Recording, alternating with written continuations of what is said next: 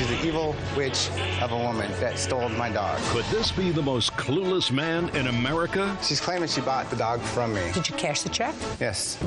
You sold her the dog. This lady stole my dog. You sold her the dog.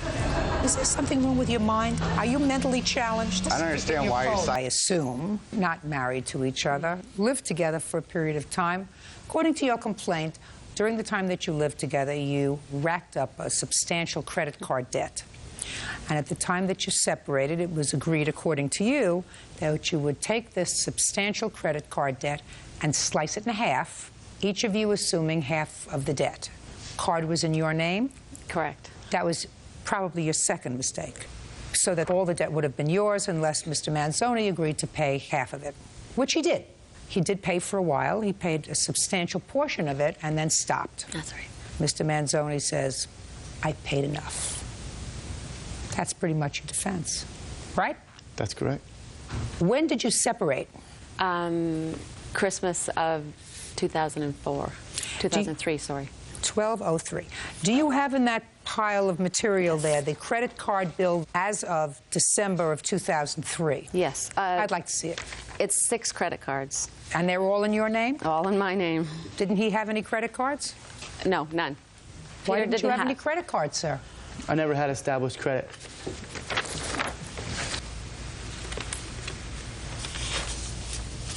So what happened, Mr. Manzoni? You paid, according to you, almost $4,000. That's correct, Your Honor. I never agreed to split the credit card debt in half with Christine Otis. She and I had an agreement that I would pay back the debt that was solely spent for my purchases, things that I needed to get done or things that I come across where I needed some money. How long were you living together? We were living together roughly, give or take, 14 months. Is what you're telling me that you used these credit cards for that 14 months that you were together for separate purposes? We used some of the credit cards for joint things, dinners, foods, things of that nature. And then there was times where Christine used the money solely for herself. And then there was times, very few times, where I used the credit cards for myself. A couple things I needed to get taken care of, and I didn't have credit. Like what? I needed to get a tooth fixed. I needed to pay a parking ticket. So how much were your bills in total, sir? My total bills for the expenses that I accumulated were well under $2,500. Well under? Well under. Your Honor, may I speak for a moment? In a minute. Would you explain to me, Mr. Manzoni, if your bills were well under $2,500, and you just told me that that's what you agreed to pay, things that were specifically for you, and that's what you agreed to give her. Is that what you're telling me? That's correct. Then can you tell me why, in this sworn deposition, you paid her $3,575, substantially more than the $2,500 that you allege that you owed? That's a question, so it requires an answer. The reason why I did that, Your Honor, was because I did know Christine was struggling at the time of our separation. She did need money for the credit cards, and she did not have a stable income at the time. And I felt that it was fair that it would be okay for me to spend $275 a month. I didn't have an exact number in my head, but I had a year time that I was going to pay her money. It just equated to that amount. Does that sound like a lot of double talk to you? Just a little. After you left, Mr. Manzoni, how much support were you sending her? Does she have custody of the child? No, we have no custody matters, Your Honor. We just split the baby. Who does the child live with? It's 50-50. He stays with me 5 nights a week. How much child support do you pay, sir? That's a little misleading, ma'am. I'm just asking you a question. Would you I pay answer? no child support. I have my son 50% of the time. I have him from 5 in the morning till 5 in the afternoon. How many days a week? Monday through Friday. And I have him also Monday night and Tuesday night all day, all night. Okay, so you watch him while she works? That's correct, ma'am. How do you pick him up? I drop him off and pick him up. She works in the we live very close in the downtown area. And what kind of work do you do? I work nights at a restaurant. I'm a waiter. So you've worked it out reasonably. Correct. What kind of work do you do? I am a coffee barista.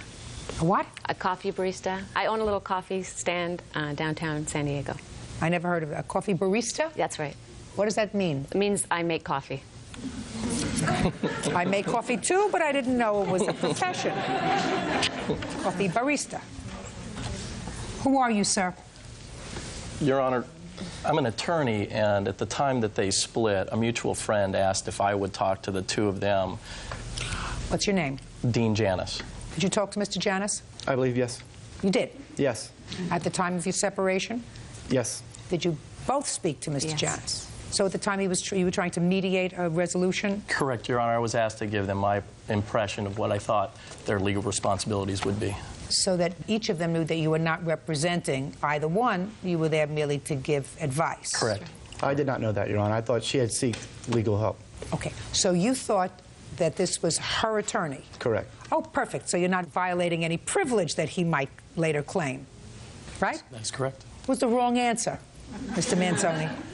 See, if you had said to me, I thought he was representing me, and you could say, listen, I don't want him to breach any confidence. That's privileged information. All right, I changed my What? answer. Well, you can't. Too late. All right. Too late. Gotta be quick. All right, next Gotta time. be quick. Next time.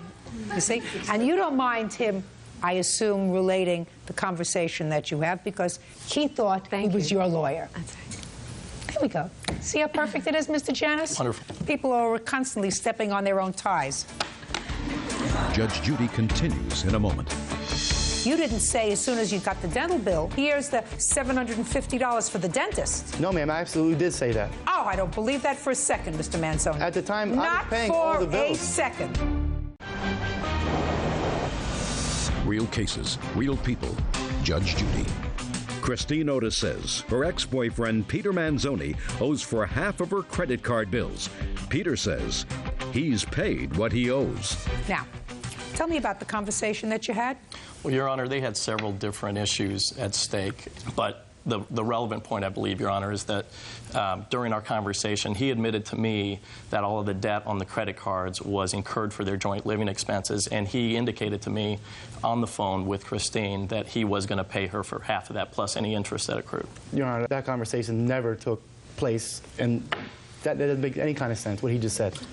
It makes perfect sense to me, Mr. Well, to me, that's the first Manzoni. time I've ever even heard agreeing upon splitting the debt 50-50. Just a second. It makes perfect sense to me, Mr. Manzoni. That's what she says.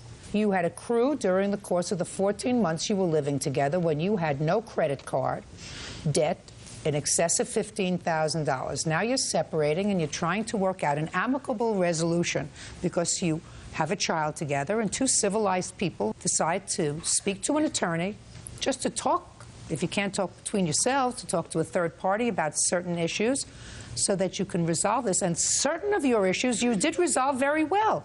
You managed a co-parenting situation which allows each of you to work, to support yourself, and to pay half the support for your child.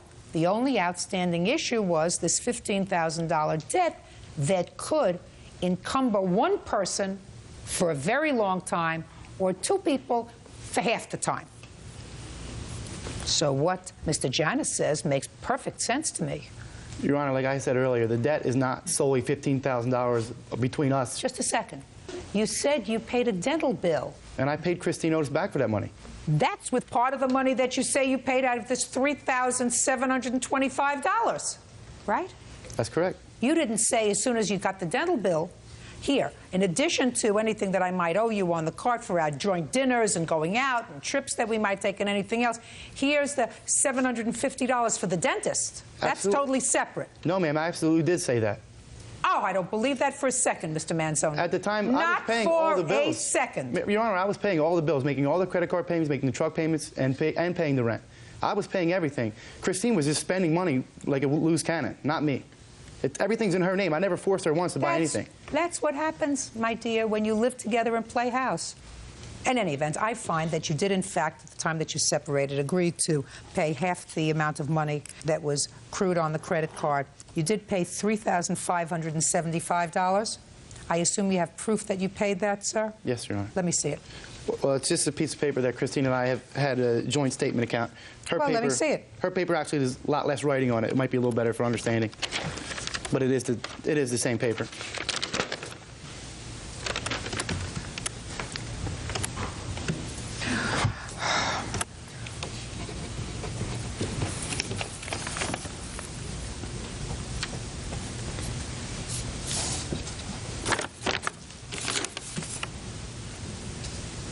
Why are you showing me this paper, sir?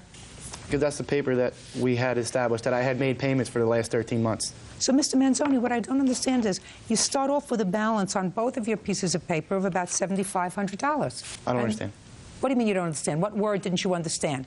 You started out with a balance. So she's claiming that you each started out with $7,500 that you were supposed to pay off. That's the evidence that you just gave me, that you were supposed to start out paying $7,500, and you say... She just made that calculation on a computer. She just put those numbers on that piece of paper. She could have put any number on there. This is your evidence. You just handed it to me. That's her evidence to say, that's the evidence she gave me that I paid, Your Honor.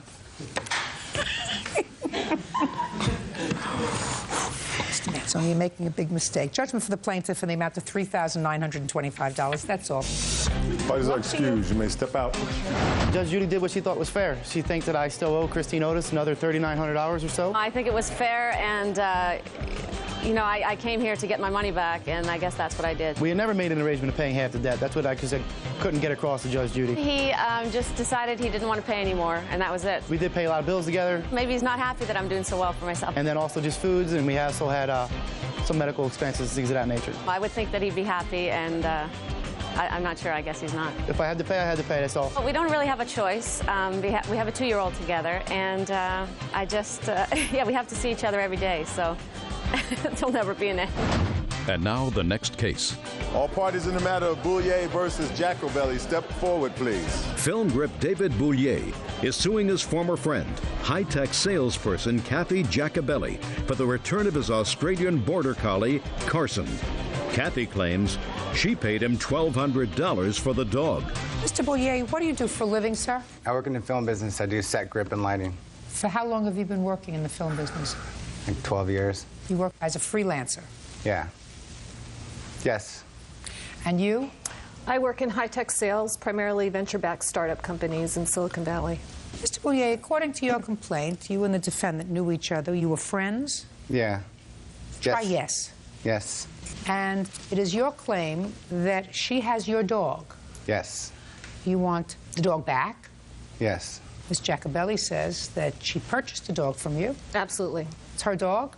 She doesn't know why in the world you're suing her. Is that a picture of the dog that I see? Yes. May I see the picture? It's gorgeous.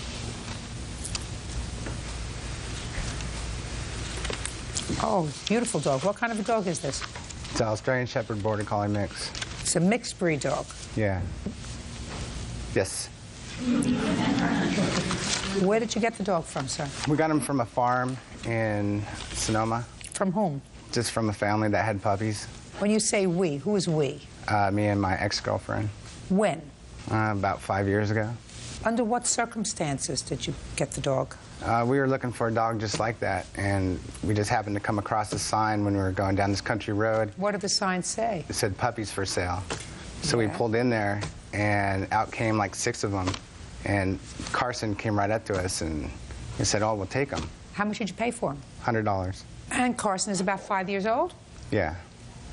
Yes. How did Miss Jacobelli come into possession of Carson? Well, I met Kathy about 1.5 years ago at a bar, and we just became really good friends. And she just fell in love with my dog. And she would have him for, you know, periods of time. And Carson would always go with me. He'd always be with me everywhere I go. I told her, I said, hey, you know, you got my dog so much, you should get me another dog. So she agreed to buy me another dog. And she asked me what kind I wanted, and I told her, and she asked me how much, and I told her. Just a second. When you said, would you buy me another dog, what kind of a dog did you tell Kathy that you wanted? It's a Cavalier King Charles Spaniel. They're very nice little dogs. They look like they're a little smaller than Carson. Yeah. Yes. I'll get it right, sorry. I apologize. So you told her you wanted a Cavalier King Charles. Yeah. Yes. And she said, well, I'm crazy about your dog. You had your own dog at the time. Yes, I have another dog. But you're crazy about Carson. Absolutely. So she wrote you a check so you could buy this other dog. Yes. How much did she write you a check for? $1,200. Did you cash the check? Yes. Did you buy the Cavalier King Charles? Yes, I did. You did? Do you have a picture? Yes. Sure, I'd like to see it. I have pictures of both dogs here. I don't care about Carson. I have a wonderful picture of Carson. I want to see a picture of your new dog. But I have a puppy picture of him. I want to see a picture of the new dog. Okay. And when did you buy this Cavalier King Charles? About 10 months ago. You still have him? Yes. You like him? Oh, yeah. So why are you here, sir? Because this lady stole my dog. She won't give him back. She's claiming she bought the dog from me. On the What did check, she give? Just a second. What did she give you the $1,200 for? to buy this new dog. Is there something wrong with your mind? I mean, are you challenged? Are you mentally challenged? No, I'm not. I mean, are you mentally challenged? No, I'm not. I want to fully understand, sir, what you want me to believe. You want me to believe that she spent a lot of time with your dog, and over a year ago, you let Carson stay with her because she said to you, listen, I love Carson, and I want to keep him with me all the time. And you said to her, well, I want a new dog. And she said, okay, here's $1,200, go out and buy yourself a new dog, with the understanding that you would buy yourself a new dog and also get Carson back. Is that what you want me to believe? Can I explain it to you? Just a second. Is that what you want me to believe? That's kind of how it is. Well, she gave you the $1,200 for a new dog, and Yes. you want your old dog back. She gave me $1,200 for this new dog because she had my dog, and we agreed that she would have Carson half the time. And that was working out, but now she's won't come to stick with her agreement. Over Christmas, I went to get the Tell him dog. where to... You should stick this picture back in his folder, please. Tell him to. What she said. I don't understand why you're siding with a lady who took my dog, who I love very much, and won't even let me see him. Listen, sir. You sold her the dog. I never sold her the dog. Where has the dog lived for the last year? My house and her house. She even went behind my back and got him vaccinated and got a dog license without my consent. Yeah, she did. People can do that. Get over it. I'm not over it. It's my dog. I want my dog. She You're never not bought the getting your dog, She and you're never not bought getting the dog off me. $3,000, which you're suing for. You got $1,200, which is very, very good profit on the $100 dog that you purchased 5 years ago. The dog is in a very good place, in a very good home. You have your own dog. I hope you love your dog. This dog belongs to her. You see, you didn't have to say a word. The dog doesn't right? belong to her. Goodbye. She never bought That's the dog it. off me. Whatever. Excuse, I you don't may care. step out. I'm a little nervous. I couldn't really explain what was really going on. I'm very happy I came down here and finally getting this crazy situation over and done with. I never sold her the dog. He actually thinks I stole the dog. He comes to my house and police cars show up. It's my dog. He demands the dog, and I give him the money, and he says it's for another dog. Our agreement was for her to have the dog half the time. He tells me the $1,250 is for joint custody of the other dog. Because she liked the dog. And I was nice. I let her keep him half the time. He verbally gave me the dog, so I took the dog. She's an evil woman. She's an evil witch of a woman that stole my dog. He's crazy, so I figure if I pay a lot of money, I can end this whole thing. I didn't put a price on my dog. She gave me the money to buy another dog so she can keep my other dog, half the time. He actually took the check, but he crossed out for Carson on the check. And so he thinks that because he crossed out for Carson, it's null and void. How could someone steal someone's dog from them, you know? Just take it and not let them see it again. He has me in every court possible and mediation, and it's just been going on for a year. This ain't over. This ain't over at all.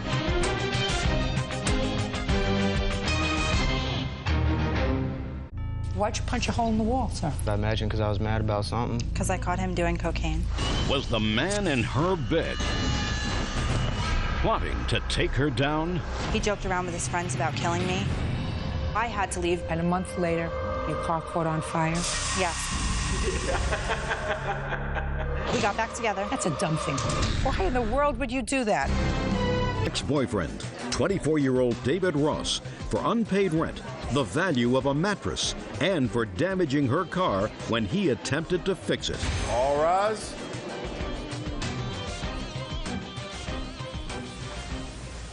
Yeah, this is case number 579 on the calendar in the matter of Stefanella versus Ross. Parties have been sworn in. You may be seated, sir. Have a seat. Ms. Stefanella, Mr. Ross used to be your boyfriend. He's not your boyfriend anymore, and you say he owes you a lot of money for a lot of different things. I'm going to let you start with what you perceive to be the first amount of money he owes you for, and what was the nature of that indebtedness? He tried to rewire the stereo system in my vehicle. In your car? Yes. And when did he try to do that? March of 2004. A very long time ago. Were you living together at the time? No, we were separated, but we were trying to work out our relationship. Had you asked him to rewire the stereo system in your car? I came out and I argued with him because I saw him doing it. You just came over on your own volition and started to rewire her stereo? No. Well, what happened? I never touched her stereo without her asking me to. Well, tell me what you did to her stereo. Something was wrong with the amp, and I plugged the power cord into the fuse box. And that's it.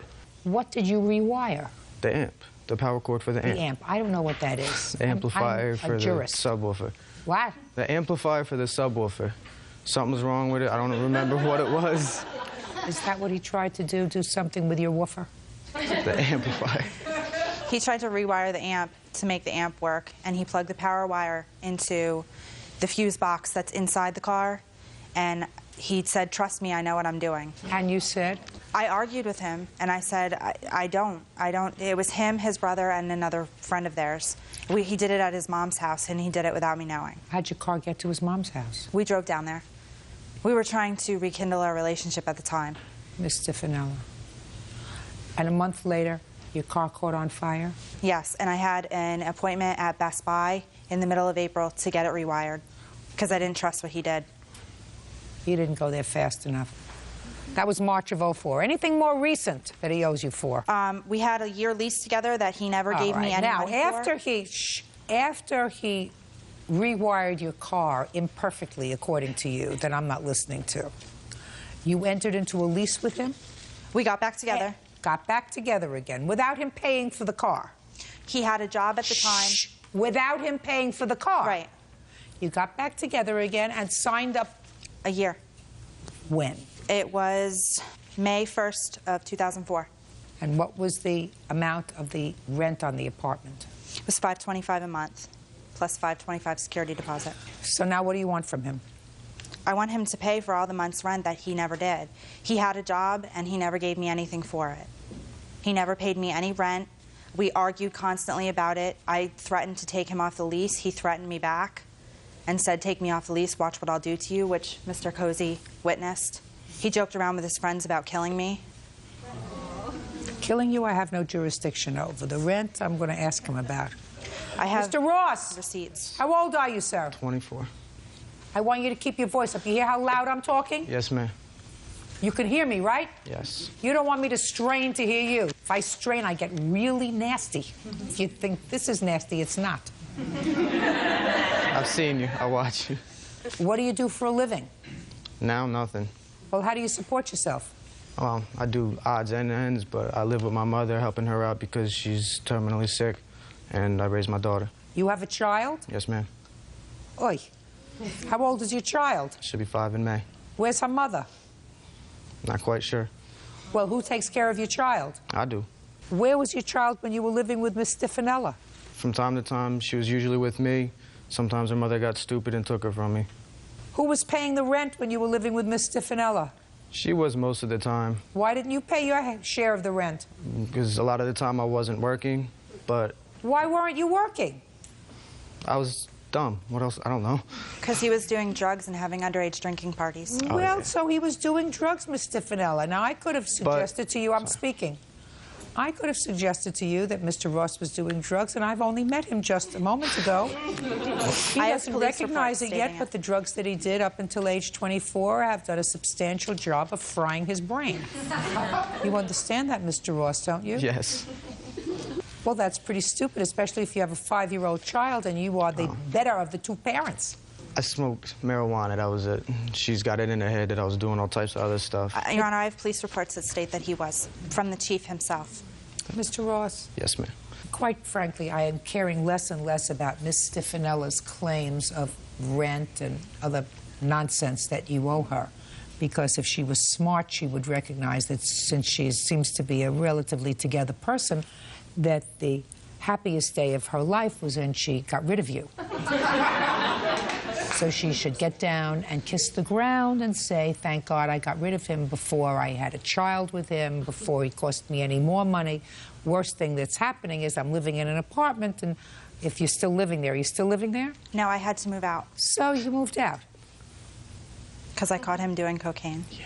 Listen, was he doing marijuana before that, according to you? From time to time. Well, from time to time he was doing marijuana, and he wasn't working, right? He was working, but he wasn't giving me any money. Well, what did you think he was doing with the Your money? Honor, that is completely untrue. What did you think he was doing with the money? Drugs. Drugs.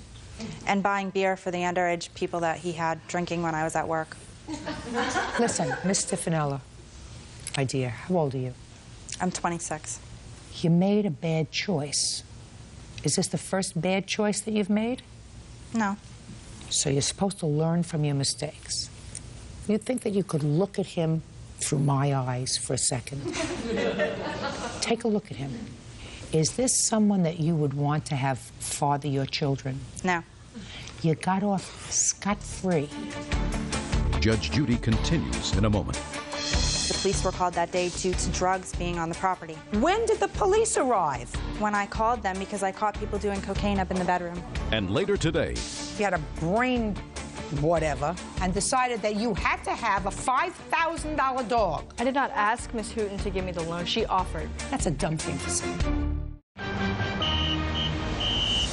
real cases, real people. Judge Judy.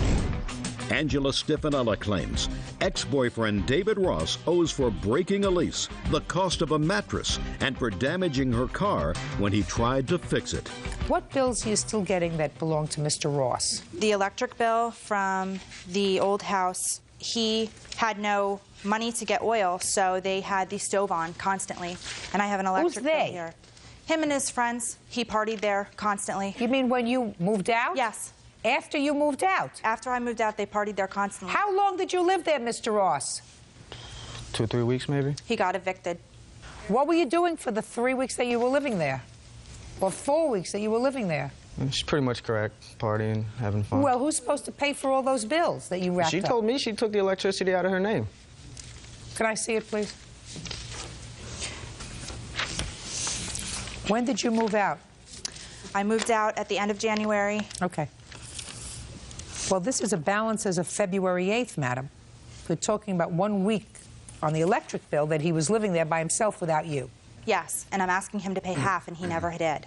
He owed you money for a year for your car, according to you, which I think is a lot of nonsense, right? Yeah, I have it. He never paid you. So instead of recognizing, instead of saying, guy's a deadbeat, he owes me for this, he said he was going to pay me, never did, instead of saying, I'm not going to put myself in a position of being in business with him, you sign a lease with him. You know he's doing drugs. Then you get yourself even more involved with him, and you don't even put him out right away. I did. I threatened to have him taken off the lease, and that's when he threatened me back. I called the police, and they would not remove him from the residence because he was on the lease. They can't remove him from the residence because his name's on the lease. Exactly. So I had to leave because he said he wouldn't. How many months did you live there free of charge, Mr. Ross? I don't know, because I did work, and when I did work, I did give her money. I just didn't work constantly. You punched a hole in the wall, according to her complaint. Did you do that? Yeah.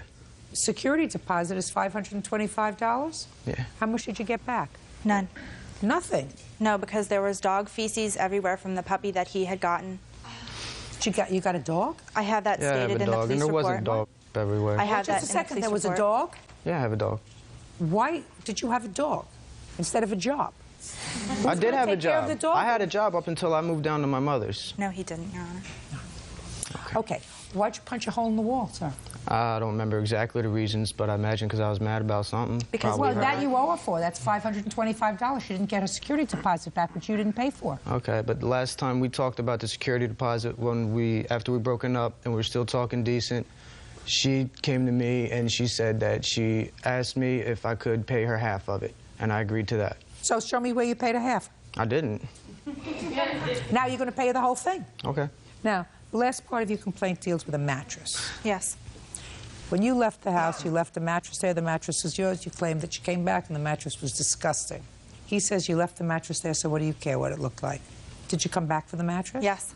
I came back 2 days after he was out. I was told not to go back to the house from the police because there were warrants on him, criminal warrants on him.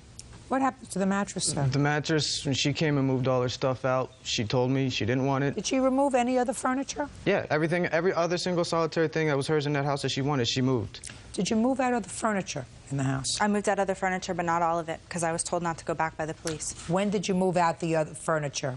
On the 11th of February. Who did you go there with? My witness.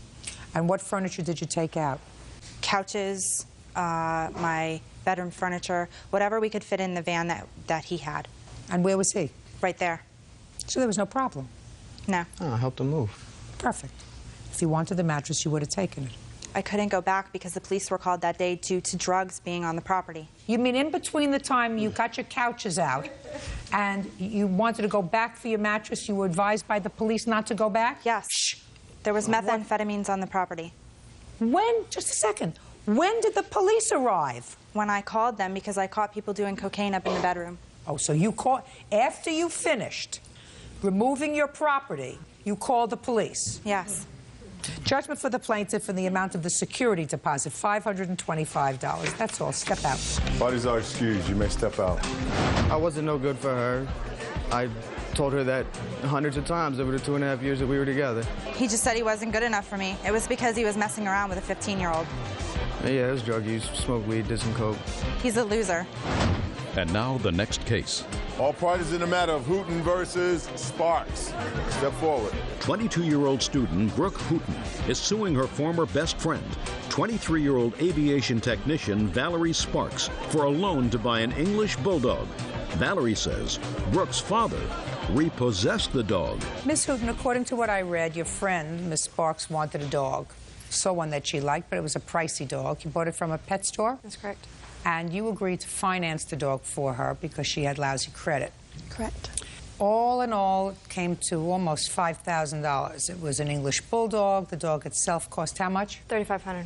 They have great dogs at the pound if you can't afford to buy a dog. And then with all of the accoutrements, it came up to how much? $5,104, I believe, with a 21% finance fee. Miss Sparks was supposed to pay the bill. Correct. She didn't. Right. So you did?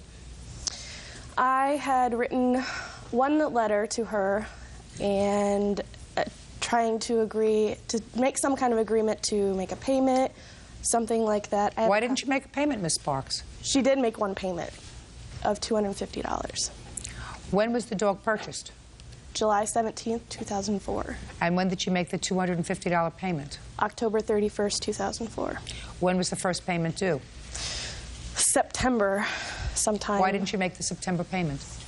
I had contacted the plaintiff many times and asked her to call me and tell me how much and when that bill was due. She had never told me when that payment was due or even how much it was. No. Brooke Hooten says her former best friend, Valerie Sparks, owes for the cost of an English bulldog.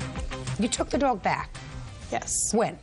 My father went and got the dog in late November of 2004. So you didn't make November's payment?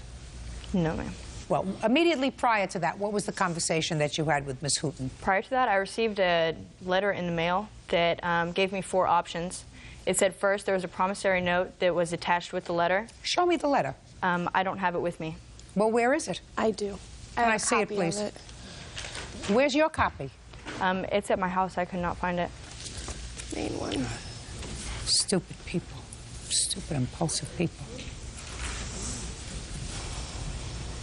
So, Miss Hooten, I gather from this letter, you offered her, among other options, the option to have your father go down and retrieve the dog. Correct. And then you would sell it.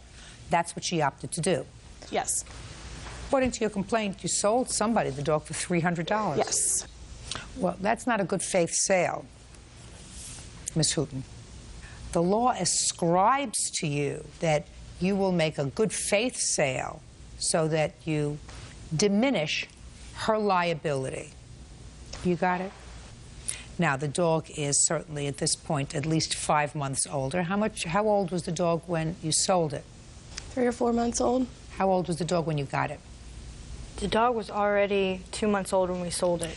When we bought it. When you bought it. So the dog was now 6 months old. Yes, ma'am. Now, according to this letter that is in November of 2004, at that time you owed $4,000. What was the payoff on the loan? My witness, my dad, would know. He was the one that took out the loan. And why in the world would you do that, Mr. Hooten? Well, between this situation, Your Honor, and also between another matter involving these two, my daughter's credit was down in the dooms. So to help her out and get things squared off, I did that for her. You took over this loan? Yes, ma'am. How much was it when you took it over? It was right at, it was $3,759, Your Honor.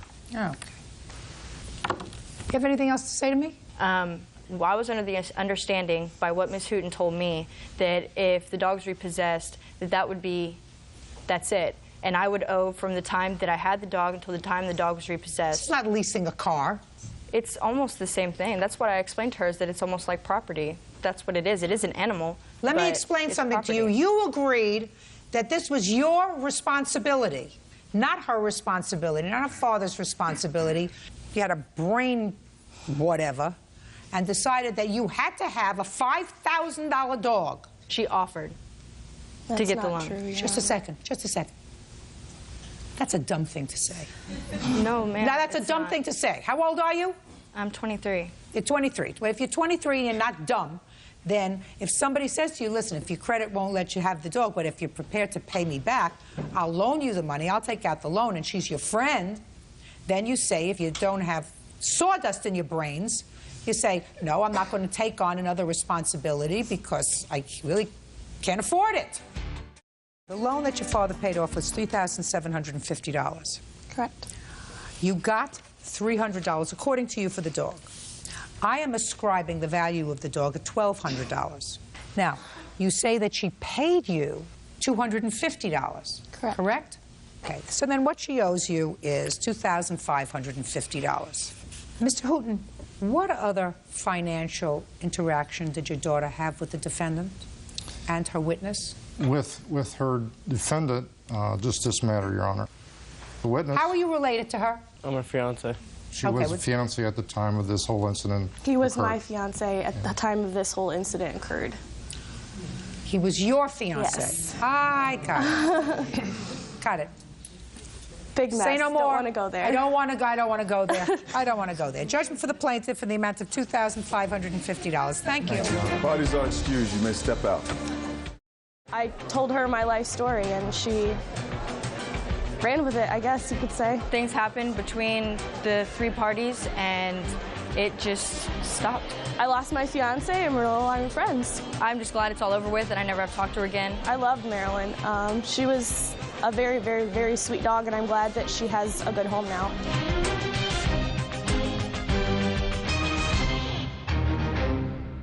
The defendant is your former girlfriend. Were they caught up in a dangerous relationship? He had smacked me in my eye. He stuck a knife to my throat. He's gotten away with so much stuff. Or is she just covering up? This is case number 10 on the calendar in the matter of Selby versus Burke. Parties have been sworn in, Judge. You may be seated, sir. Have a seat, please.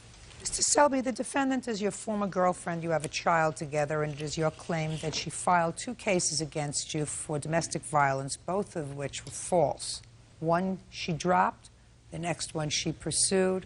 You were found not guilty, and you are suing her for those false charges.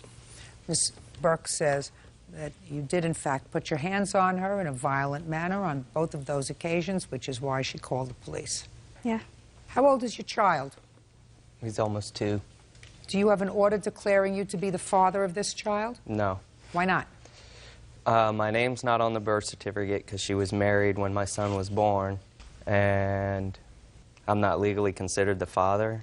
He is. He went to court and said that he was the father in my divorce. Okay. Well, he may have gone to say he was the father in your divorce, but has there been an adjudication of paternity in any court? No, ma'am. No. Oh, you are, sir. Listen to me very carefully. I have a surprise for you. You're going to be very happy to hear this. It says the third-party defendant, that was you, Jason Selby, that is your name, is it not? Correct. Is hereby established as the biological father of the minor child, Brendan Selby. Okay. We're going to get you a copy of this, sir. Okay. Thank you. You are the father. You have certain rights and certain responsibilities, Mr. Selby. It's interesting when I read your case, when I read your complaint, the defendant is now living in another area, so you haven't been seeing your son. How old was your son when you two separated? It was about 1.5 years. Okay. Now, Ms. Burke, I'm coming to you. When was the first instance of domestic violence which was the subject of a restraining order that you placed upon Mr. Selby? September. Okay, and tell me what happened in September of 2004. He came. Who was this, by the way? This is the guy that used to live up front, our neighbor, Robert Minion. And what is he now? A witness to both incidents. Okay, this is not the boyfriend that he talks about, is that right? It's not the boyfriend. He's never been my boyfriend. But he came with you to court? Right. And you live in Florida? Right. And he flew with you from Florida? Right.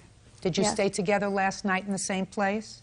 They wouldn't give us 2 separate hotel rooms. I'm just asking you a question. Yes. Okay. I never stayed in the same hotel room with a neighbor when I traveled. I asked, and they said that there was going to be at least 2 separate beds, because I asked her about that, about getting 2 separate hotel rooms. Mm-hmm. You think I believe you? I don't. Let's move on. September 2004. He came to the house, and we were arguing about Brendan, our son. I went into the room, and I was packing my stuff and putting it in a bag. Just a second. So this was a place that you lived together? Mm-hmm. So he didn't come to your house? He moved out. He had moved out when... When had he moved out? Maybe 2 days before that, because he had found a letter, and he went through my stuff. And A letter from whom? Me. It was stuff that I wrote about my feelings, about him and the way he treated me. Okay. And... So he moved out? He packed his stuff, yes, and left and went to his aunt's house, I believe. Keep going. And he pushed me back because I went to try to go around him in the bedroom to leave, and I told him to leave me alone and to let me go. Well, what did he do? He kept pushing me back. That's not what you said in here. You said he pushed you once. He kept trying to stop me from going. Don't make things up as we're going along, Miss Burke. You said in your answer that he pushed you one time, not kept pushing you. Now, which one was it? Did he push you one time, as you swore to in your complaint, or did he push you multiple times, as you just told me? He did push me one time, but he kept, like, holding, like, where I couldn't get around him. He would move over to the side to where I couldn't get around him. When I did get a... Blocking, not pushing. Right. Go ahead. Before I had gotten to the car is when he had shoved me from behind. We fell into the car. He wouldn't let me get into the car, and that's when Robert had called the police. You have a police report? Not with me, no. Do you? Yes. I'd like to see it, please. All right, Mr. Selby, you want to tell me what happened on September 9th, please? Can I start from September 8th? If it's absolutely necessary. If it's not necessary, it's just going to irritate me. September 8th, I was at work with her son Tyler because there were hurricanes, the schools were closed. When she came to pick me up from work, she brought Robert with her to pick me up from work. We went home. On September 8th? Correct. She left with Robert for approximately 2 hours. I knew she wrote that 19-page letter, so I went looking for it, and it confirmed they were together. She has since got her hands on it and destroyed it. There were police called that night because... Why? He threatened me that he was going to beat me up. Then he called the police because I was on his property, which it was like 2 places on 1 piece of land. The police came out and they escorted her off the property with the kids. September 9th, I found out she was packing not her stuff, but everything, my stuff, which I still don't have today. I never went into the bedroom where they said I pushed her. I was never in there. I was in the living room the whole time.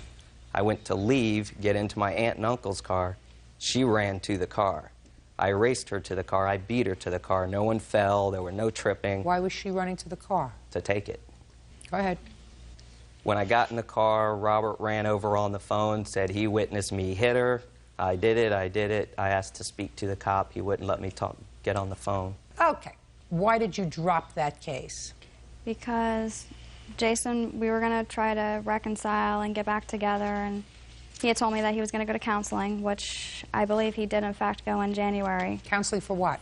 For being abusive mentally and physically, because September was not the first time that he has actually been in trouble for hitting me. So you dropped those charges in September? Right. And when was the next time you filed an application for a restraining order? February 3rd.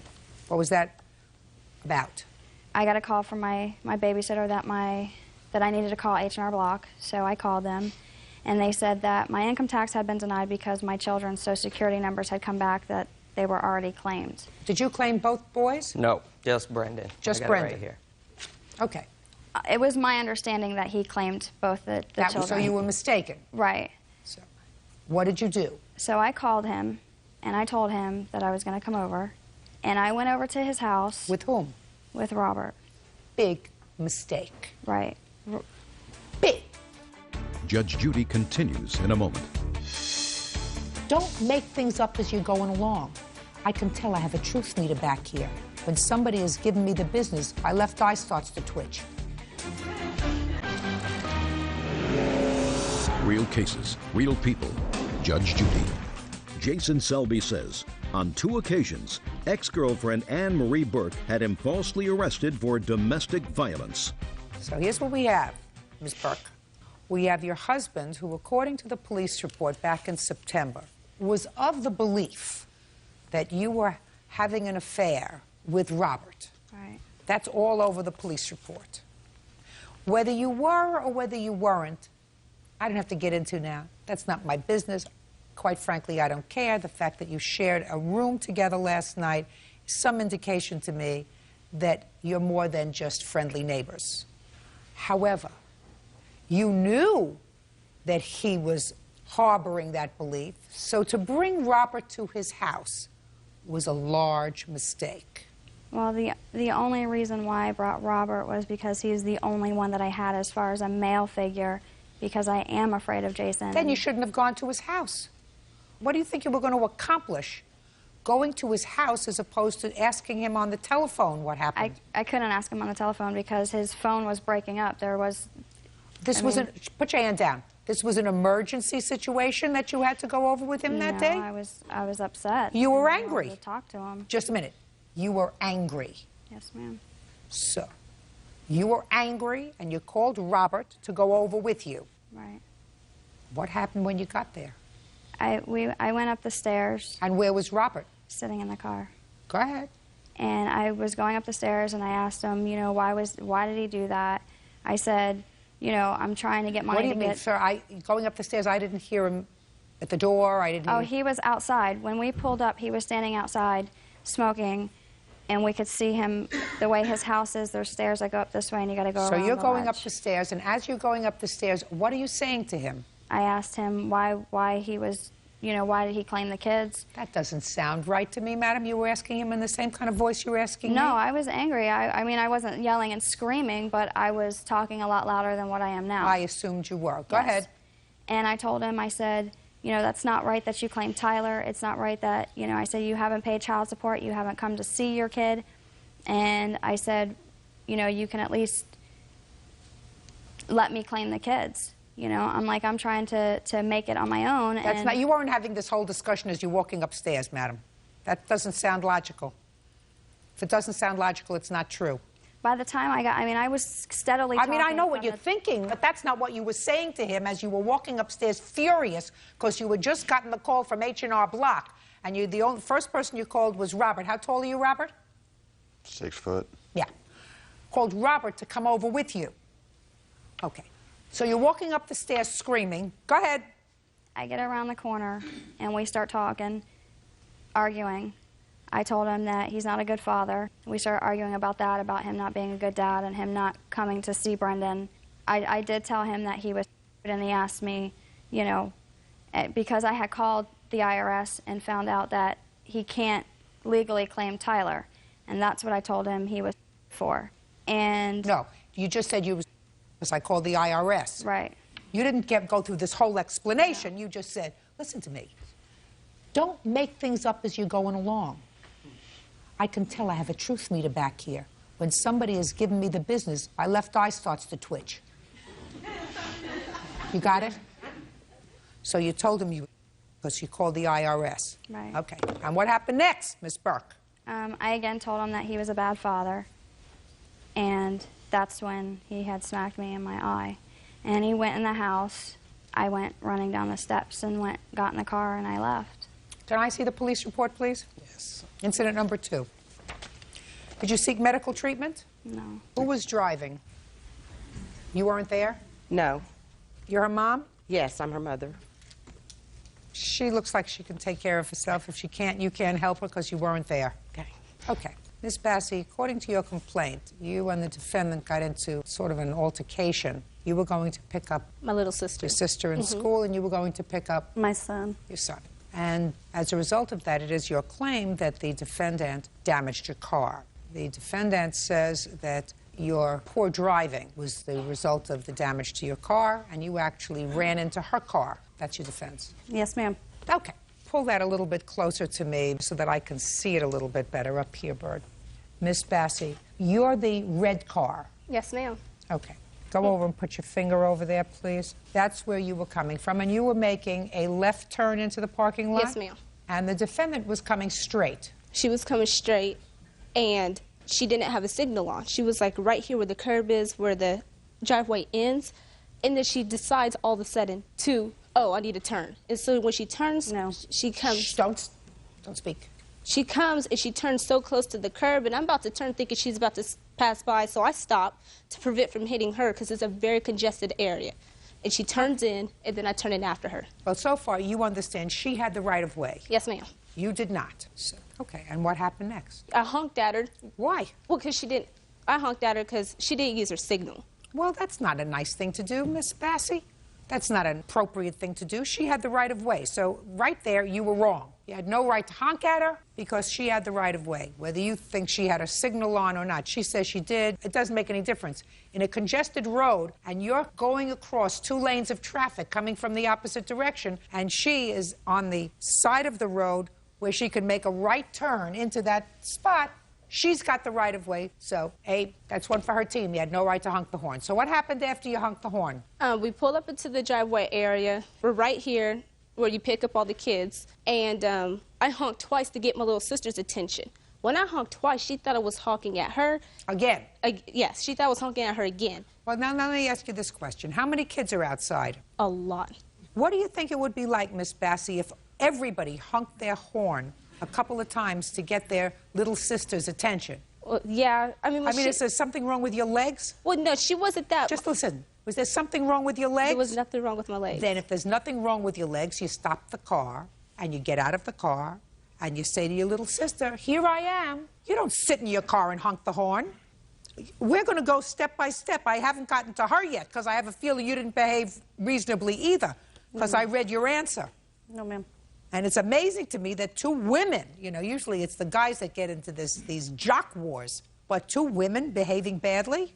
How old are you? 17. Well, you better go back to driving school and etiquette school, because so far you're not #1 on my hit parade today. So you honked your horn for your sister, and the defendant thought you were again honking at her. That's what you assumed. So what did she do? She flips me off and starts waving her fist behind me. She turns around and she just starts doing the little hand things and yelling. Not a nice thing. Just a second. Not a nice thing to do. You're right. Okay. So she gestures to you in an obscene gesture. What happens next? I looked at her and I threw my hands up like trying to say, no, I was not honking at you. And, you know, she's still yelling, and I was yelling back at her. I'm like, look, I'm not trying to So now honk you're at you. yelling at each other? Yes. Good. Go ahead. And then after that, my little sister does see me, and she comes to the side of the car. And the defendant is still very angry that I had honked at her. And, you know, we were still arguing with each other. And so at this time, I was trying to move. I had my little sister in the car. I wanted to get out of there. It's very busy. She doesn't move. Well, where's your car? Right here. So you're behind her? Mm-hmm. So she pulls up a little bit, we pull up, and then, you know, she's still mad. And I honked at her again. I'm like, can you please move? All right, so why are you honking? She wouldn't move. Why does she have to move? She could have moved, but why, she was... Now, why does she have to move? Well, her son had already gotten to the car. Look, I'm looking at your car, and I'm seeing what you did. So you pulled out, according to you, you pulled out because she's not moving, and you pulled around her. Yes, after she did it, but no, I got out the car. I even got out the car and said, will you please move? And she's still cussing me out. Can I ask you a question? Why? Miss Bassey, what? Stop it. Yes, ma'am. Why are you still arguing with her and imploring her to move when all you had to do was drive around her? At the time, there were still cars going. There's a lot of cars still going through. And then when she was free, she wouldn't move. I was behind her to a place where I couldn't really squeeze around her, this way or squeeze around her this way, but I managed. Because everybody's picking up their children. Yes. Keep going. Then I did manage to, because my car is small enough, so I'm like, okay, maybe I can squeeze around her. I was able to squeeze around her, and I drove all the way to over here to the drive area. Then she comes all the way, she drives over here, rolls down her window and said, "Is this the way black people act?" And I'm like, what was that supposed? I looked at her kids in the car, and they appeared to be biracial to me. And then I looked at her again. I'm like, what was that supposed to mean? Okay. And at this time, yes, I mean, we were cussing each other out. She then says, "Do you want to fight?" And I'm like, do I want to what? And my little sister gets out of the car. What'd she get out of the car for? She got out she's like, "Do you want to fight?" And my little sister's like, "What do you want to?" She got out. She's like, "What do you want to fight for?" Where's the little sister? Step up here. Move over there. What did you get out of the car for? Because at that time, Mrs. Hood had opened her door like she was going to get out, so I'm like... Sounds like a perfect reason for you to stay in your car. If somebody, according to you and according to your sister, is acting like a lunatic and says, "Do you want to fight?" doesn't sound like the kind of situation you want to say, "Sure." Now, what's your first name? LaQuise. LaQuise, genius. What did you do when you got out of the car? Well, I got out of the car because, you know, by that time I was really mad. And so I guess I wasn't thinking. I got out the car and then, you know, I kind of went over to her car and then... So you kind of went over to her yeah, car. By what does that that mean? time, That means you went over to her car? I walked over to her car. What? I walked over to her car. And what did you say when you walked over to her car? I really didn't say anything. I was waiting on her. She said she was going to get out and fight. And I'm like, is and she that's serious? what you were waiting to do. You got out of the car to fight her. I mean, I was going to see if she was Miss Bassey back there, you should be very proud of them so far. Are you following me? I am. Right? So far, I'm looking at your mother and I'm looking at you two, and I got news for you. I don't think that your mother would have reacted the same way that day that you did. Right, Miss Bassey? Yes. Thank you. Judge Judy continues in a moment. When people behave badly and they have no defense for their bad behavior, they infuse racism to try to inflame the fact finder. Listen to me. It doesn't work. Real cases, real people. Judge Judy.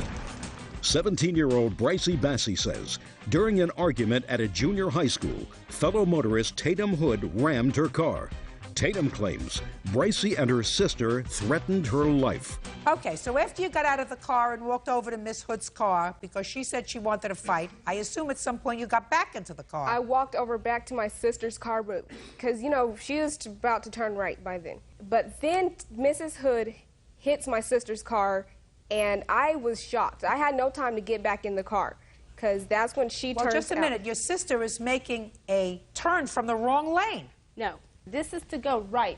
I went left after she had to hit my car. I was not even moving when she hit my car. She hit my car on purpose. You mean she plowed into your car, you were standing still? Yes, my car was not in motion. Okay. And you have photographs of this car? Yes, I do. I'd like to see it.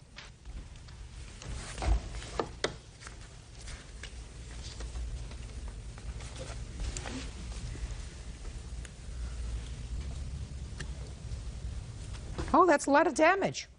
All right, Miss Hood, ball's in your court. It was January 19th, 2005. May I go over here? I went to the school to pick up my son that's here. I'm the blue car here. I'm coming down Tyler Road. I believe it would be south. She's coming north.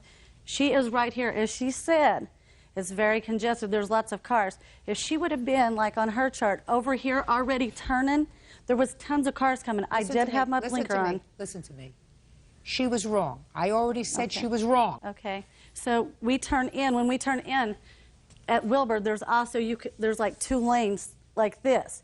I stay in this lane. We never got over here because to get over here, you have to stop up against the school and there's buses and handicap parking. I stayed in this lane. As I was turning, she started calling me all out of my name. She called me a white bee. Go back to driver's ed, learn how to drive. I'm going to kick your butt. As we stopped, I stopped here. She was behind me. She honked. I thought she was honking at me. Stupidly, I flipped her off. I never shook my fist at her, nothing else. She got out of her car at that point in time, come up, beating on my window, was screaming, I'm going to kick your butt. But she was not saying butt. Get out of your truck, you white bee this, white bee that. I rolled down my window. I said, you need to go get back in your car before you embarrass yourself. She went back into her car. We both proceeded to go. She spun around me. She's still screaming. I'm saying some stuff. We get like we're right here, and she is calling me all out of my name still, profanity, racial slurs. I am married to a black man. I am not racist. I rolled down my window. I said, you are giving young black women a bad name. You should not act like that. I would never allow my daughter to act like that, or my son. She's like still using profanity, still cussing, and she's like, pull over her. By this time, the other sister was screaming at me too. Pull over, we're gonna whip your butt, blah, blah, blah. She starts to go. I take off. Bam, I hit her.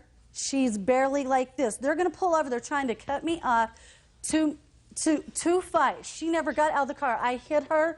When I hit her, we stopped. I probably stopped for 30 seconds. I'm not going to lie. Both of them at that time got out of the car. She was never out of the car until after I hit her. And then they were screaming, we're going to kill you, you stupid white bee, blah, blah, blah, calling me racial. I can't believe it has turned into a racial thing. It's so sickening. And then... No, it's not. It's not. Listen to me. Listen to me, Miss Hood. It's not racial here. It's not racial in this courtroom. You're right. Sometimes when people behave badly and they have no defense for their bad behavior, they infuse racism to try to inflame the fact finder. Listen to me. It doesn't work. Go ahead. Afterwards, I leave because I don't know what they're going to do. Brycey then jumps back in the car with the younger sister that she picked up who's in the back seat, chasing us. I'm stopping at stop signs, stopping at stoplights. Each time we stop, she's getting out of the car, trying to come up to the window, still screaming. When we see 2 cop cars coming, I pull into a parking lot. She pulls in. When she pulls in, she stops. She gets out of her car. I'm going to mollywop you. I'm going to kill you. I'm going to beat you up. May I please see the police report? Yes, ma'am. And then I want to see the police report. The cops that pull up are telling her to get back in her car. They restrain her. I'm sorry. I want to read the police report. You told the police you got out of the car. My sister got out of the car. Brycey, you signed the statement. You said, before that, I got out of the car and asked what the problem. And one continued to yell at me. When I got out the car, that's way before whenever we were still in the school area. You didn't tell me that you got out of the car. I did. I said I got out of the car and asked her to move. No, you told the police you got out of the car and asked her what her problem was. Yeah, I asked her what the problem is. Can you please move? I was not honking at you. Did you do the wrong thing that day? Yes, I did. How much of this accident was your fault? I would probably say, I don't know. I'm not going to say that it was the least of my fault. No, it was not. I shouldn't have honked at her. You know, that's the one thing. I shouldn't have honked at her. And then when I honked twice, I probably should have yelled for my sister. Or, you know, then after I got out the car, you know, I should have probably just sat there and waited for her to move. Yes, you want to say something? For what it's worth, I just want to say that I did speak with Mrs. Hood regarding this accident 2 days later. I went over to Mrs. Hood's home because I got the police report. I didn't have insurance. I was going to file the insurance, and I needed to know where she lived. The police did give us her address. And I went. She was very polite. I didn't have a problem with her. Mrs. Hood told me she was having a bad day that day. She said she was in an argument with her husband's nieces, and, you know, she was upset, and she was already tensed up and upset. And she did tell me she intentionally hit my daughter's car. She never denied hitting her car, but she also proceeded... Just a second. Are you telling me, Miss Bassey, that Miss Hood said I intentionally hit her car? Yes, she did. Those were her exact words to me. Yes. Interesting. Is that what you said to her? I said I hit her daughter's car. I never intentionally hit it. She was coming this way to cut me off. I did hit Brycey's car. You know, I'm not going to sit here and say I didn't hit it. No, I know you did. I have the pictures to prove that you did. I'm just surprised that Miss Bassey is telling me that you used the word intentionally. I mean, I can't imagine anybody intentionally hitting somebody else's car. Oh, that's what she told my daughter and myself. And she also told me she left the scene of the accident. I don't agree with Brycey chasing her. She said she left the scene of the accident not because she was afraid of my daughter. Not just chasing her, Miss Bassey. She left because she said she was unlawfully driving her truck. Listen to me. I got it. I don't believe this story. I believe that what your daughter did was pull out, speed around her, and I believe that when she pulled out and sped around her, Miss Hood caught up with her. No, I don't believe that, Your Honor. Oh, yeah, that's exactly what happened. Because Brycey wasn't moving when she hit her. No. Listen to me. I said Miss Hood caught up with her. She pulled around her fast in a school pickup zone. That's what your daughter did. She had an attention span and a fuse that was about this short. And she created a situation in there because she's got a hot temper and she wasn't behaving like a mature driver. Neither was this one. But she's not the plaintiff. She is. So you had, according to your complaint, $4,000 worth of damage to your car with no insurance. No. And all I'm asking... She had insurance. Insurance. Yes, we had insurance. Oh, good. So how much did the insurance pay? We didn't want to file the insurance. No. Well, you better. Insurance does not take care of damages that have intentionally been done to the car. Well, listen to me very carefully. I would file with my insurance carrier if I were you. Ordinarily, if this was solely her fault, I would say, well, why should you file with your insurance? Because that means your premiums are going to go up. Yes, which they would have. You're absolutely right. They would have, because she's a 17-year-old driver who was involved in an accident. But this accident was partially her fault. So I think you ought to file with your insurance company. Now, what kind of deductible do you have? $500. Good. Miss Hood's going to pay that. But you file with your insurance company. This accident was partially your fault, and that's what you have insurance for. Even though Mrs. Hood agreed to fix her car? She agreed to fix it. Listen to me. Then you don't come to court, Miss Bassie. Then you don't come to court. But if you come here and you're asking a fact finder to make a determination of what the right thing to do is, in this case, the right thing to do is because your daughter was at least 50% responsible for what went on that day because she did the wrong thing. She may have caught her on a bad day. That's the way sometimes you catch people. What? She was not in a hurry to go to a summit meeting. So she waits her turn, and she takes an extra couple of minutes, and her sister doesn't get out of the car in an aggressive stance. She's not picking up her baby sister, who's 3 years old. Your other daughter looks like she can well take care of herself, and she's got an attitude.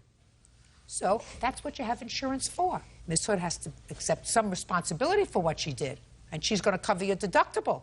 Put it into your insurance. Judgment for the plaintiff in the amount of $500. That's all. Parties are excused. You may step out. Well, my car being hit, that's what set me off. She was saying she was going to pull over. It was confrontational. She said she did it on purpose. She was having a bad day. Being stupid, I flipped her off. I didn't think it was going to go past that. That day, she just was saying some really crazy stuff. I have my kids in the car. I was scared. And she did that on purpose, so that was pretty stupid of her. I'm glad no one ended up hurt. I was completely wrong. I wish I can go back and redo that day, but now I'm still going to be without a car. We just learned a lesson from it. I don't want my kids acting like that, and then I acted like that. It was asinine.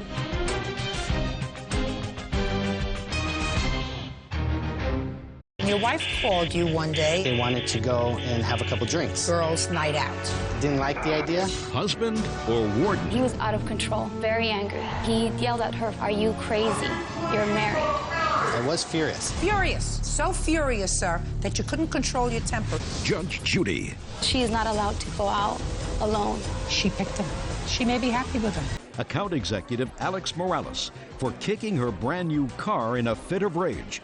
Alex says Diana took his wife out for a night on the town and brought her home drunk. Miss, everybody. Thank you.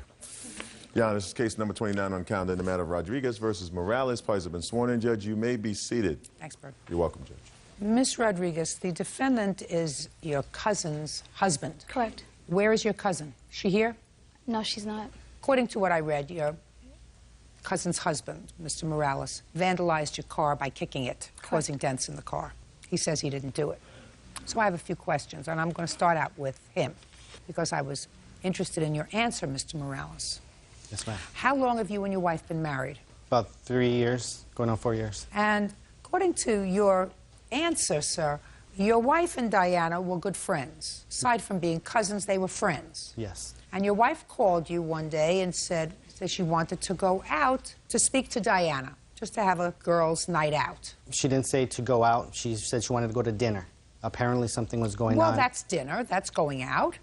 Okay, well, it turned out to be some other... No, but that she told you she wanted to go out for dinner. Yes. You have children? Yes, we do. How many children do you have? We have 4. 4 children in 3 years. How did that happen? We have 2 together, and we each brought daughters into the marriage. So your wife said she would like to have dinner with her cousin Diana. Yes. And you said okay.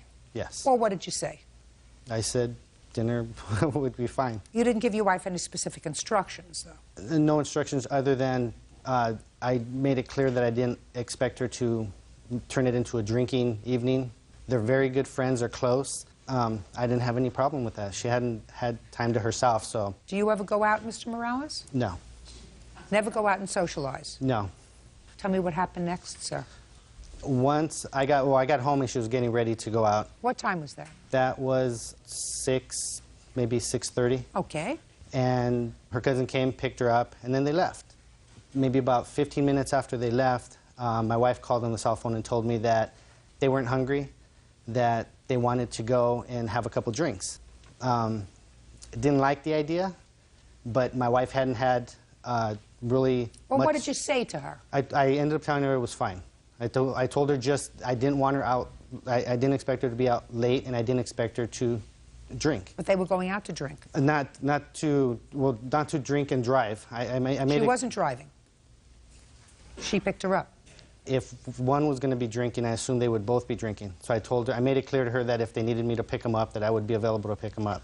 Oh, so you said go and have a good time, but if you're both drinking, I'll be available to come pick you up. Is that what you're telling me? Yes. Yeah. Okay, go ahead. And I made it clear that I didn't want it to be a late evening. I told her, if you're going to go, talk, have a good time, just I don't expect you to come home 11, Late. 12 o'clock, late. You told her you didn't want him home after 11. Yes. How old is your wife? She's 30. Go ahead. At 8:30, it was around 8:30, she called me, and at that time she was letting me know that she was having a good time, but they were wrapping it up and getting ready to head home. Okay, are you guys okay? She said yes, they were fine, everything was going well. So the location where she said they were going to be is maybe 15, 20 minutes. Maybe an hour later, I hadn't received any calls, so I tried calling the cell phone, and at that time the cell phone was off. Off or had no power. I probably tried the cell phone every 15 minutes or so after that, and 8:30 turned to 9:30, turned to 10:30, turned to about 11:30 is when I started getting concerned. I started to get the kids up and wanted to go and see if I can find her, so drove up to the area where they said they were going to be. Different path on the way home, thinking I might see them stranded. Didn't see them. Didn't see them. Kept trying the cell phone for... Okay, you tried the cell phone. You didn't. What time did they finally come home? They came home at about 2:30. And what happened when they got home? Well, they drove up. I was actually getting the kids ready to go out and look again when they drove up. I went out to the car. First thing was, what happened? Is everything okay? When I saw the condition that they were in, I turned to being very, very upset. Said some things I probably shouldn't have. Grabbed the door, opened it, took my wife out of the car. The seatbelt was still on, so I had to reach in and undo the seatbelt for her. She had trouble even standing, getting out of the car. She managed to get into the car. Yes. And put a seatbelt on. Yes. Okay, now Ms. Rodriguez, coming back to you.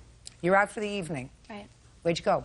We went to a bar that they served. It was actually a wine and beer bar. They served appetizers. We did have appetizers and drinks. Okay, what time did you get home? We probably got to their house around 1:30. Were you having a good time? Yes, we did, actually. We had a really good time. It was actually our first night out alone since the time they got married, because she is not allowed to go out alone. What do you mean she's not allowed to go out alone? It always has to be in a group setting, or he has to be there. Had you socialized before she got married? Yes, we were, besides being cousins, we were really good friends. We always went out before they got married. Once they got married, that stopped. Did Mrs. Morales turn her phone off? You know, I'm not sure if she did, but I know she did receive a call from him several times. Did she take the calls? Once, when we were about 5 minutes away from their house. She did answer the phone. It was him, and I can tell at that point that something was wrong because she looked frightened, and the way she was speaking was not, I mean, I can tell something was wrong. Did you speak to your wife before she got home? No. The phone was off up until she got home, and I showed her that the phone was off once she got inside, and I actually was angry and broke the phone because it was off. How did you break the phone? I threw it. Where were your children? They were in the bedroom. Up or sleeping? Up. So what happened when you came home? As we were driving down the street where they live on, I can see him coming out. He must have been looking in the window, or I don't know, because I could see him pulling towards the street. What are you pulling towards the street? He was in his car? I mean, walking towards the street. Okay. And I was driving in, and he opened the door just like he said. He pulled her out. He yelled at her first and said, "Are you crazy? You're married." Then turned to me and said, you ruined us. And was yelling, and he was out of control, very angry. I didn't say anything. I couldn't believe it. I didn't know what to do. I was scared. I was frightened. And he kicked my car twice within maybe a 2-minute gap. You have pictures of the damage to the car? I do. As a matter of fact, my car was 3 weeks old when he did this, so I was very upset. Brand new car.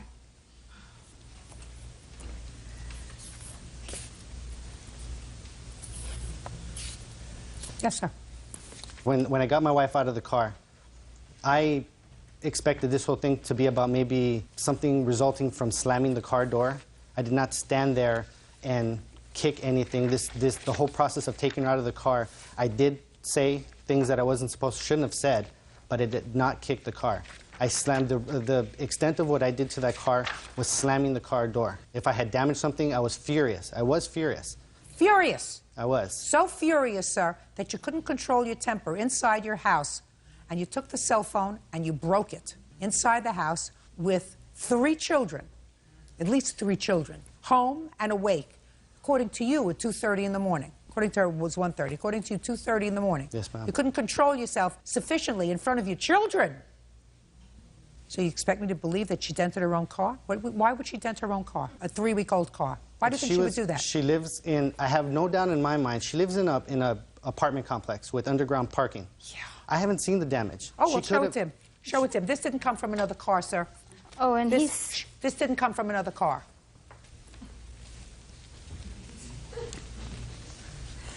Can I say something? He's seen the damage because I mailed him pictures and a letter about 2 weeks after. Have you spoken to your cousin since? No. I called her the next day because I was concerned. I wanted to know. I left her a message on her cell phone. I just wanted to... She hasn't called you back? No. So you have all of it? Yes, I have have your all house? That. It's at my aunt's house. It looks like it's in a barn. It is. So I wasn't going to keep paying $85 a month for stuff. You should have given it back to her.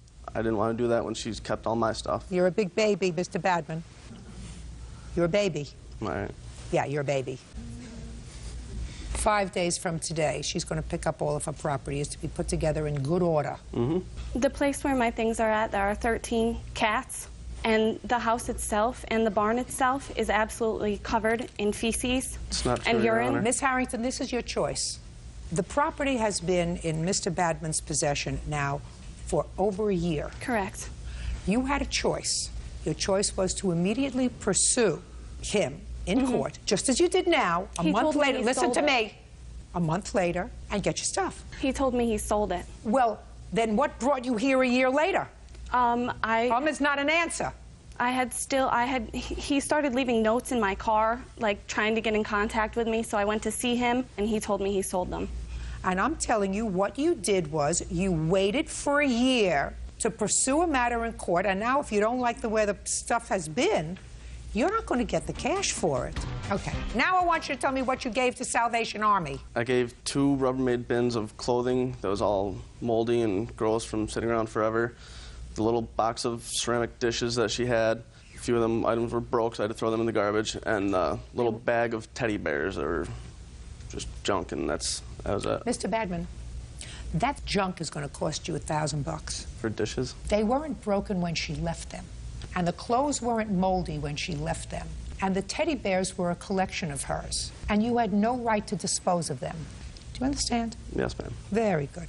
Now, what proof do you have that she took any of your property? I don't really have proof of anything, because when I've broken up with girls before, I've dealt with them stealing like a couple things, and I just wanted to move on with my life. You mean this has happened to you before?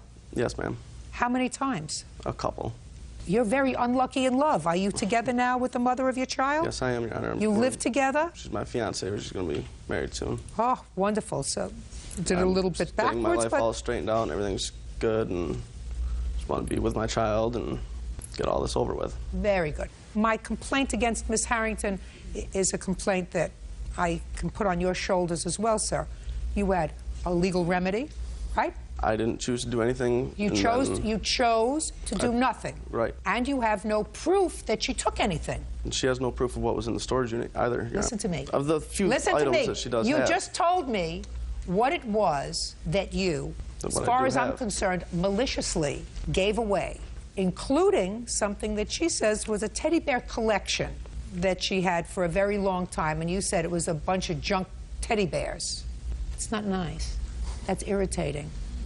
You told me that. She didn't. I wouldn't even look at her list. I asked you what you gave to Salvation Army. So your counterclaim's dismissed. 5 days from today, she's going to pick up all of her stuff. And you owe her $1,000 for the stuff that you gave away wrongfully. That's all. Step out. Thank you very much. How does that excuse you, Mr. Step She was fun. I made a mistake, and I didn't think of other things, anything else other than what was in my pants. We've been friends for 5 years. We've been together 4.5 years. We're getting married.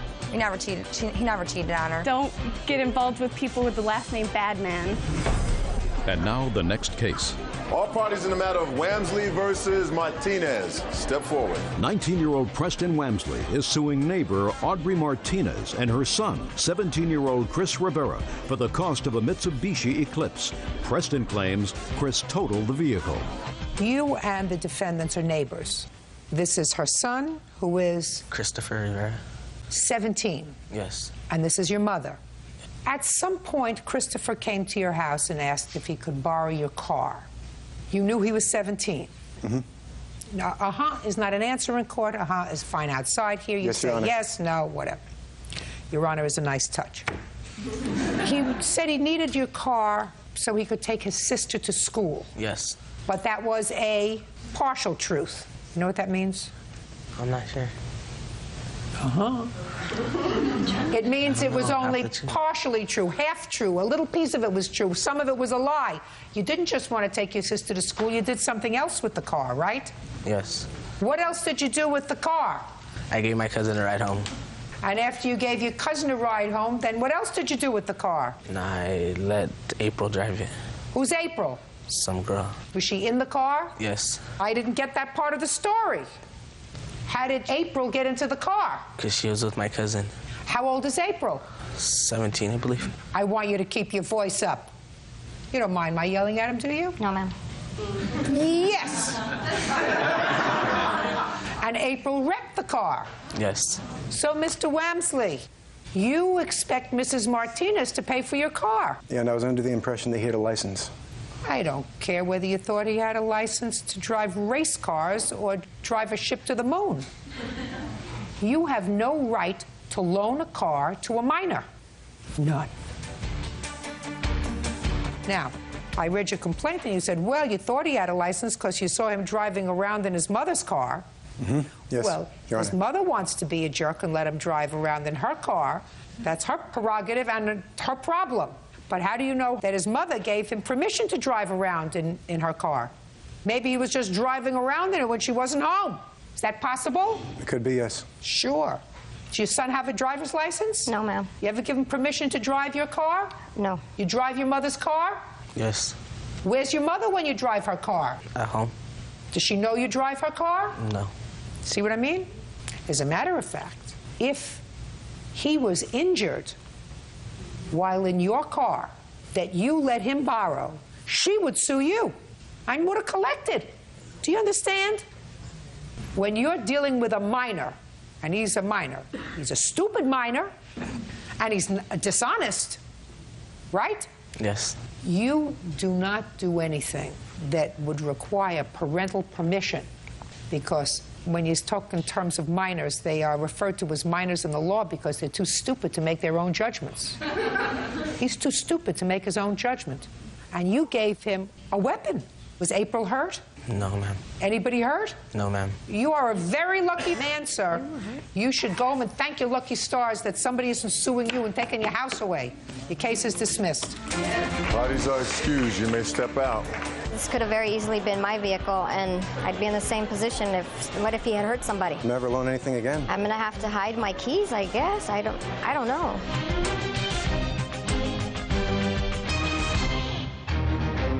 Do you want to take a nap? Was he asleep at the altar?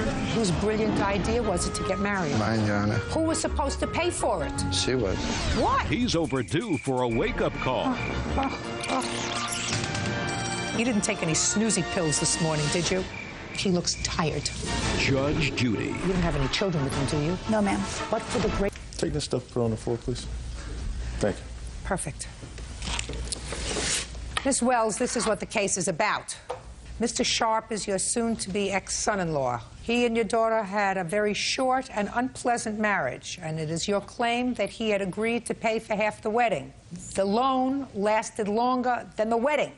Correct. Now they're going to get a divorce, and you want half the cost of the wedding, which was, you say his half was $7,000? Correct. Mr. Sharp says, listen, I never agreed to pay for a big wedding. So, Mr. Sharp, this I assume is your soon-to-be ex-wife? Yes, ma'am. How long were the two of you dating before you decided to get married? 4 months, Your Honor. What? 4 months. And whose brilliant idea was it to get married? Mine, Your Honor. Could you speak up a little bit? I'm old. I have... Mine. Mine. Did you give her a ring? Yes. How much did you pay for it?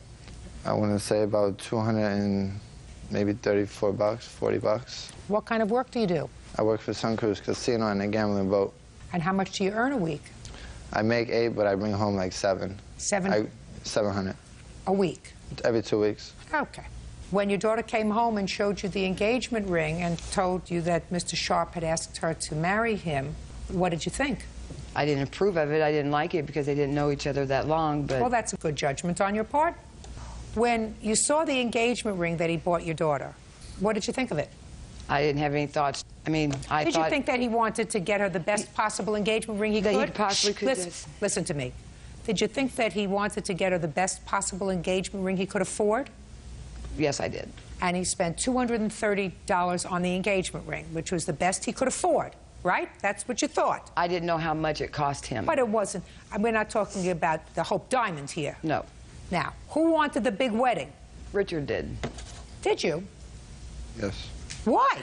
At the time, I was in love with her. Then, after we got married, Listen to me, Richard. You didn't take any snoozy pills this morning, did you? No, ma'am. I want you to listen to the question. Your mother-in-law says you were the one who wanted the big wedding. Is that true? Yes. Who was supposed to pay for it? She was. Your Honor... Shh! Why was she supposed to pay for a big wedding if you wanted it? Do you want to take a nap? No. Who is this? My stepfather. Step up here with him. Tell me your name. Frank, Your Honor. Frank what? Enoch. Mr. Enoch, do you understand my question? Yes, Your Honor. Okay. Miss Wells wants your stepson to reimburse her for half the wedding. Ordinarily, I would say, listen, that's ridiculous. Usually, it is the bride's family's responsibility to pay for the wedding. Your Honor... I'm speaking. My father and mother paid for my first wedding. They paid for my second wedding. And then my father said, the next one's on you. However, you see, I'm having trouble communicating with your stepson, sir, because I'm not quite getting the fact that he's wrapped too tight. He's nervous, that's all. He doesn't look nervous, Mr. Enoch. He looks tired. Are you nervous? Not really. I can try harder. I don't think you'll be able to make me nervous. Do you understand what I'm saying to you, Mr. Enoch? I understand what you're saying. So Miss Wells says he's the one who wanted the big wedding. I don't know why. It's usually the bride that wants the big wedding. You didn't want a big wedding? No, ma'am. Step up here with your mother. Why did he want a big wedding? He had a whole bunch of friends? When he was working at the car lot, he was inviting people he didn't even know that would come and make a payment to our wedding. I want you to tell me what happened when you started to discuss the cost of it. We sat down, and me and my mother explained to him, we don't have this kind of money. We don't even know these people. If it was, if it was some people he knew, then fine, but he didn't know these people. So what did he say? He said, well, I think they should come anyway, and I'll pay for half the wedding since it's mostly my people that I want to come. Is that what you said? No, ma'am. How many people were at the wedding, Mr. Sharp? There's about 120, 140. How many people were at the wedding? 73. Of the 73 guests, how many were his family and friends and how many yours? 60 of them was his. You mean you had 13? Yeah, because we not from Florida. 60 were his family and friends? Yes. And 13 were your family. Is that right? Correct. Is that correct? No, ma'am. How many were your family and friends? My family was 5, and there was maybe like 3 or 4 friends of mine. Your Honor, I have the wedding pictures. I also have the kind of people that you're dealing with. This is public record. I don't need to see the kind of people that I'm dealing with. I just have to try to figure out whose responsibility is to pay for this fiasco. Fiasco is correct. These pictures? Now, let me take a look at the wedding pictures. Miss Wells, is this your only child? This is my only daughter, yes. This is your only daughter? Yes. You should go around the desk praying 3 times, get down, kiss the floor, and say, thank God she got out when she did. You're correct. I agree. Because you don't have any children with him, do you? No, ma'am. But for the grace of God, you could have had a grandchild fathered by this guy. No, thank you. I agree with you. No, thank you. Really. Unless he's thank you. Unless he's hiding something from me that I don't see. Well, you're not missing much. Judge Judy continues in a moment. What was the nature of the felony that you were convicted of? Sales and possession. How many times? Twice. That doesn't mean that you sold only twice. It means you got caught twice. I got caught twice. And later today, It appeared that Mr. Martinez did not realize that he collided with Miss Farmer's vehicle. You know why that was? real cases, real people. Judge Judy. Cheryl Wells says her estranged son-in-law, Richard Sharp, owes for half the cost of his wedding. Richard claims he never agreed to pay. Okay, who's in this picture? Can you see it from there? Yes. Who is in this picture? That's me, Jack, Bill, Terry. Who are they? Friends of mine. Friends of yours? And the one guy, Jack, I used to work for him. You said 3 or 4, so that these are the only people at the wedding that were your friends? There might be a little bit more, but other than that. Who are these people?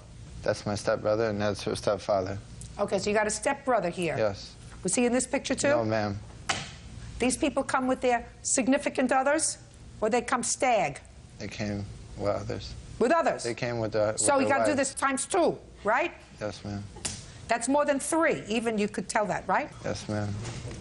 Madam, it's clear to me that he had certainly more than 3 or 4 people at the wedding.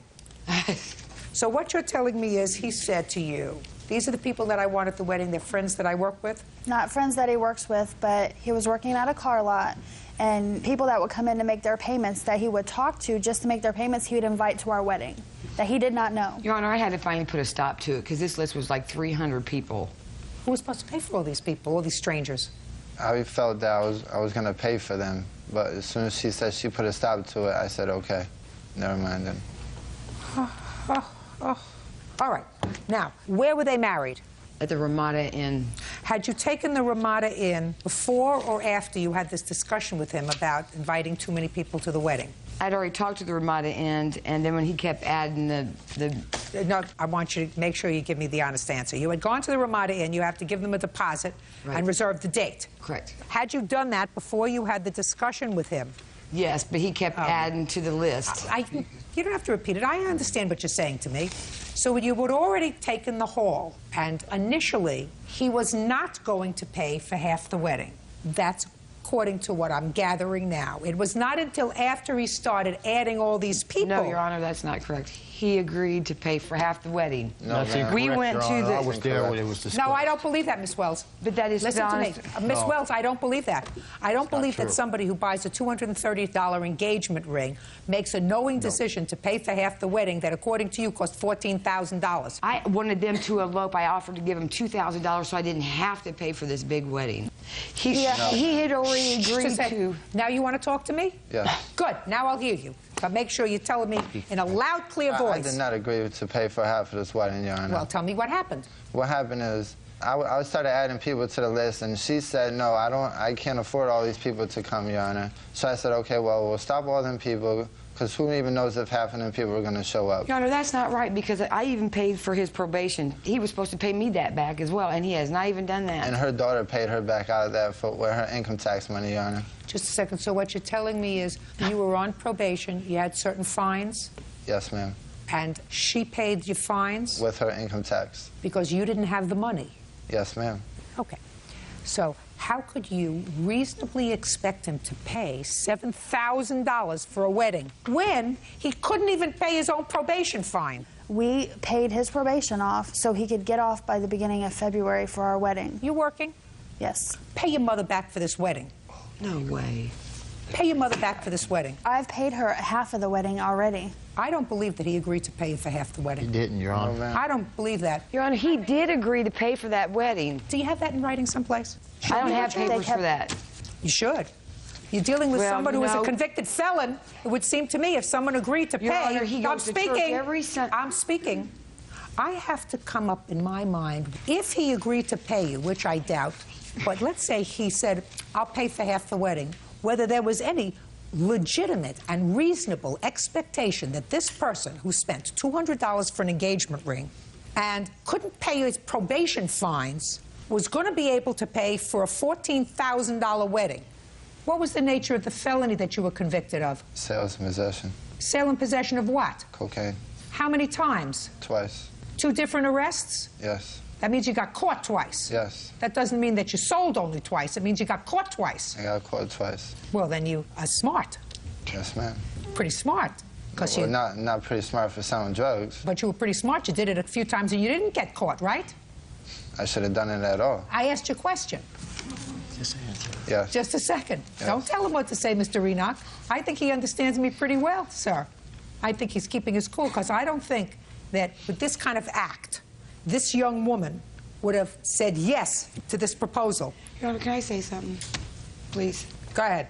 He goes to church every Sunday. We thought that he was reformed. I mean, you're supposed to give everybody a chance. And that's exactly what we did. We believed him. And the reason that the wedding wasn't, it is because he moved in with his girlfriend that he had before we were married. No. Your Honor, this lady, my soon-to-be ex-wife, she thinks I am sleeping with this girl, Melissa, okay? Me and Melissa ain't together. Ma'am. She would not sleep with me because I am married to this young lady here. And I got to respect that So you've woman asked her for that. to? Listen to me. I just wanted to hear him talk, because so far I've had monosyllabic conversations with him, and I wanted to make sure that he was more together than he was presenting. I'm speaking. More together than he was presenting to me a moment ago. I do not believe that he agreed to pay for half the wedding. It's unfortunate, and my advice to everyone out there is don't spend an awful lot of money on first weddings. Wait for the second one. They usually hold out a little bit better. Your Honor, he I'm sorry, did Miss Wells. agree. So I don't believe it. That's all.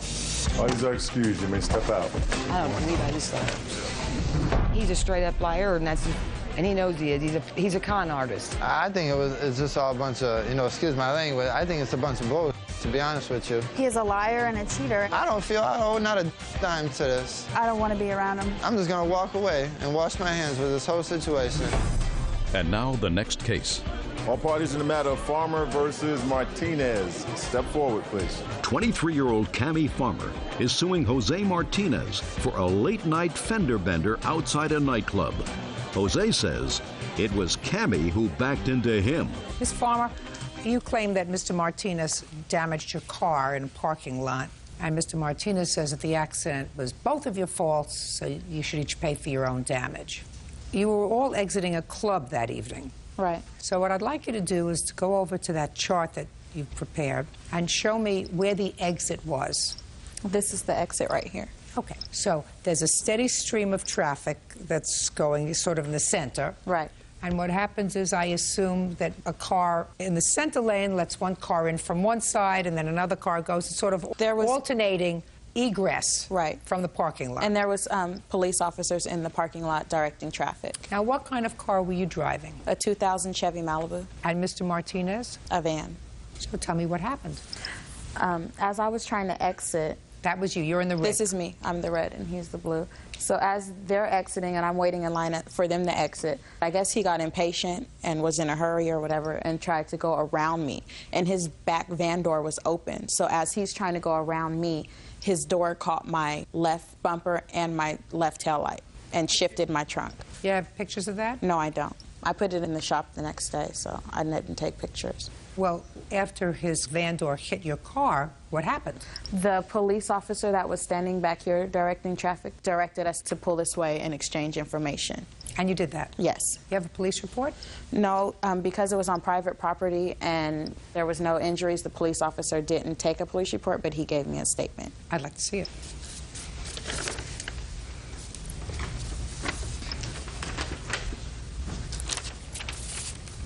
This is Police Officer M. There were 20 vehicles in the parking lot attempting to leave. Okay. So what I want you to do, sir, is to give me your version of what happened. Because I will tell you now, Mr. Martinez, the police officer observed what happened. Okay. So before you even think about trying to fabricate a story, I suggest you think hard about what happened. Okay, I'll tell you what happened. Well, that night, me and my friends threw a party at a club in Union City. I don't care. And, listen to me. I don't care. Get to the parking lot. Okay, the parking lot. Okay, And like look I say. at me when you're talking. Okay, we was partying. You know, everybody had a little liquor in them. Not me. No, just a second. Okay, well. You had a little liquor in I had a little you. liquor in me. So I'm like, we was exiting the parking lot. And could I show you on the ground? Oh, this is the parking lot. I guess this is how you get out. I'm right here, she right here. I'm going up. When I was coming up, she was coming back. So we both hit each other. The reason I didn't really file no collar claim because I figured it was both our fault. No! That's why I did that. Well, where was I going? Just a second. Get back there. Okay. First of all, you had no business being behind the wheel of a truck or a van or a vehicle if you had been drinking. Yeah. Because it clouds your judgment. Right. And let me tell you what the police officer said. Okay. The police officer said he observed a black van with its passenger side sliding door open as it was attempting to drive around Miss Farmer's vehicle. In trying to do so, the black van side door collided with the right rear taillight of Miss Farmer's car. Mr. Martinez continued driving along the side of Miss Farmer's vehicle, causing more damage. It appeared that Mr. Martinez did not realize that he collided with Miss Farmer's vehicle. You know why that was? I realized it. All right. So let me see an estimate, please. I got 2 estimates. The shop that I went to gave me a discount. Okay, but you had it fixed. Right. Well, how much did you pay to have it fixed? $827.60. Here's the receipt. Good, great. What I'm surprised at is the police officer didn't cite you for driving while under the influence of alcohol.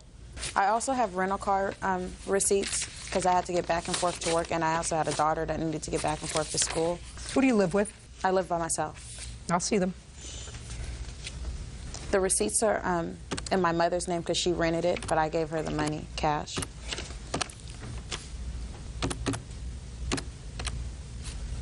All right, the judgment's for $970. That's all. Step out. Thank you. That was excuse. It was fair and square, you know, got it out of my way, you know what I mean? She's getting paid, so it's good. I was upset, but I knew that it could be fixed. We both was kind of mad, but you know. I wasn't hurt, so it wasn't a big deal. I'm glad it's done and over with, man. There's no hard feelings.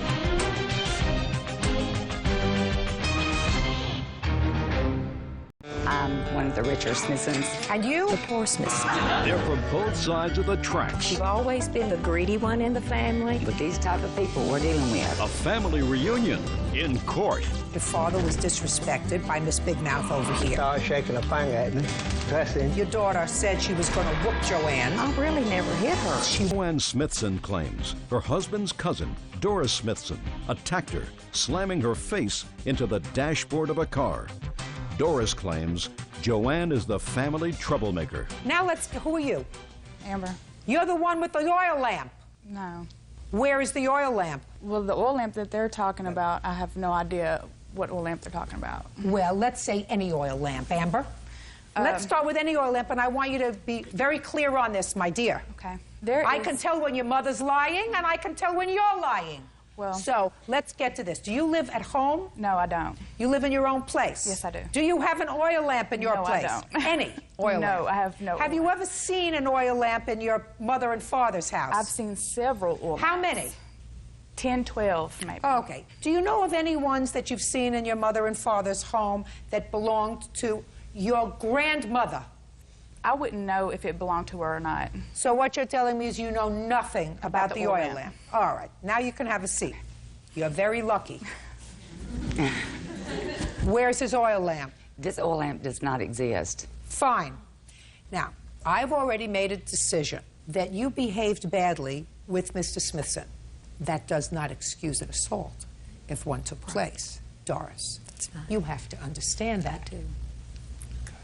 So now, Joanne, I want you to tell me what happened on the 16th of April when you were getting some gas. Okay. My husband and I went to a local market, Bethesda Market. I was sitting in my car, seatbelt on. My husband went inside to get us a cold drink because we was on our way to the flea market. Darnell comes behind my car and opens up the door. The passenger door? Yes. And I looked up, and it was Darnell. And after that, I don't remember the hit. There's several things I remember, some things I don't remember. Do you have photographs of your injuries? I have a diagram, photograph from the emergency room. The answer is you do not have photographs. No. You have medical records. Right. Good, I'll see the medical records.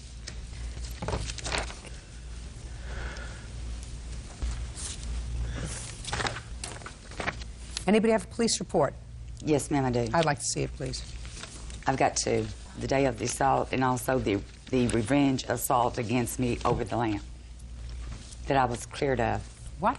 The same day, she and her father took out a revenge warrant against me over I never a heard lamp. of a revenge warrant. Well, it is. No, Okay. there's no such thing as a revenge warrant. Then what is They it? filed a complaint against you. Okay. The same day that the assault happened. Well, there is absolutely no issue as to whether you were assaulted or not. You were, in fact, assaulted. Also, I was... Shh. Okay.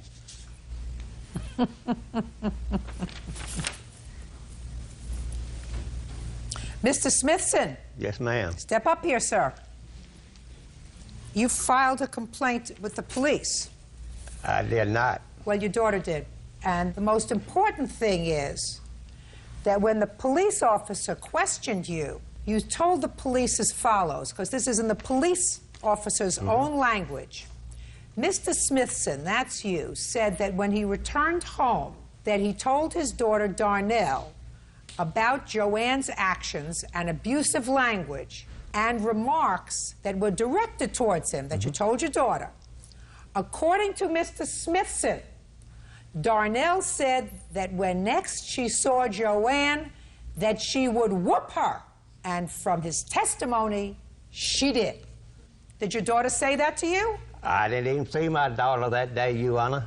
Listen to me. Whether it was that day or the next day, you told the police. You wouldn't have lied to the police, would you, No, Mr. I would Smithson? not. Either you told the police that your daughter said she was going to whoop Joanne, or the police officer is lying.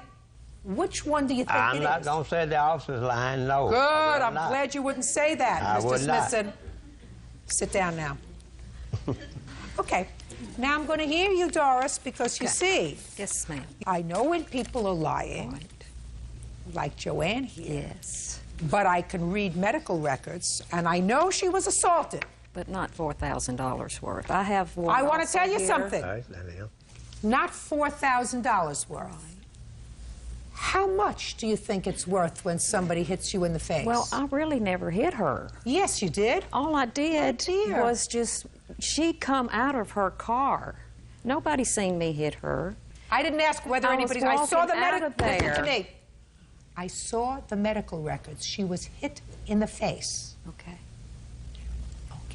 I was also scratched right here. Did she go to your car?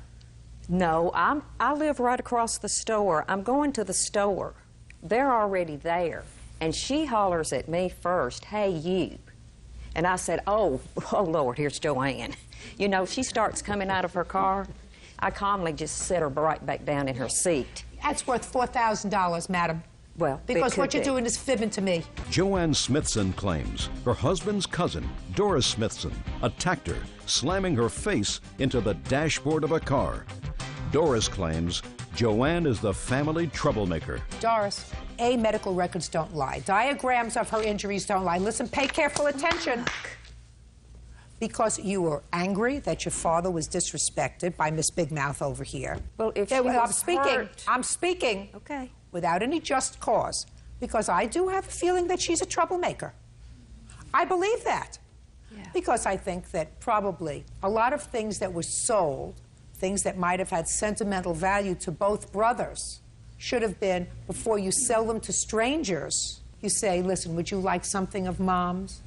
Would you like something that's been in the family for a long time? That's what decent people do, Joanne. And if you didn't do that, and if your husband didn't do that, that means you're not decent people. Do you understand?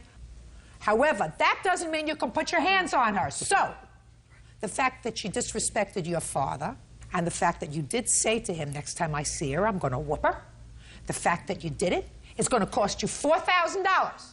Judgment for the plaintiff, that's all. Parties are excused. You may step out. I run to her car. I jumped in there. I jumped on her and I grabbed her like that. And if she jumps on him again, I'll do it again. This is such a dysfunctional family. All of our families together. They're the only one that's out of the family. I don't even associate with these people. And now the next case. All parties in the matter of Smith versus Franks. Step forward.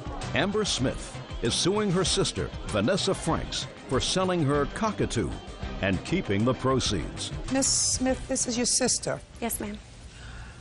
All right, this case is not going to take long, Bird. Don't get comfortable, because I quite frankly don't understand what the defense is in this case.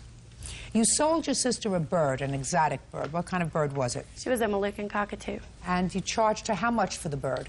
Only $700 for the bird in the cage, which is normally worth a lot more. Please. Let's not complicate it. You charged her $700. Yes. And she was going to pay you. Yes. Little bits. And she paid you some. How much did she pay you? She paid me $100 in November. And then she stopped making payments? Yes. Your sister says that you were supposed to come and get the bird because her daughter had some sort of an illness, that she couldn't be in the house with the bird. She told you to come and get the bird. You didn't come and get the bird, so she sold it. Yes, ma'am. And sold it for? $500. $500. And you took the $500 and you?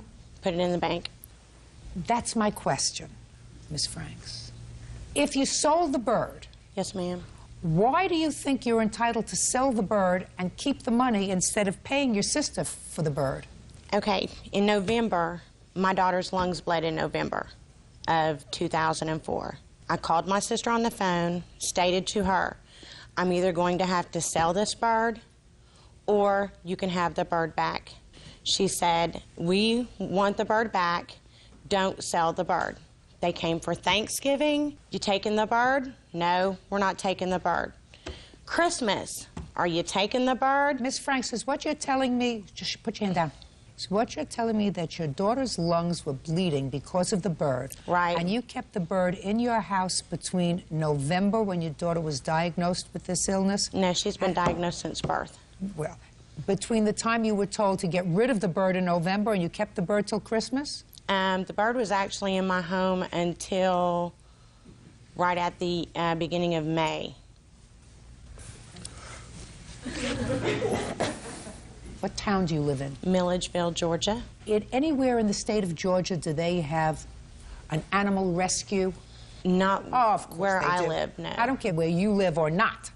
They do have trees in Georgia, don't they? Yes. Yeah, if my child had bleeding lungs, and doctor told me in November that I had to get rid of this bird because this bird was causing my child's lungs to bleed, and if I couldn't find someone to take that bird, it is warm in Georgia, isn't it?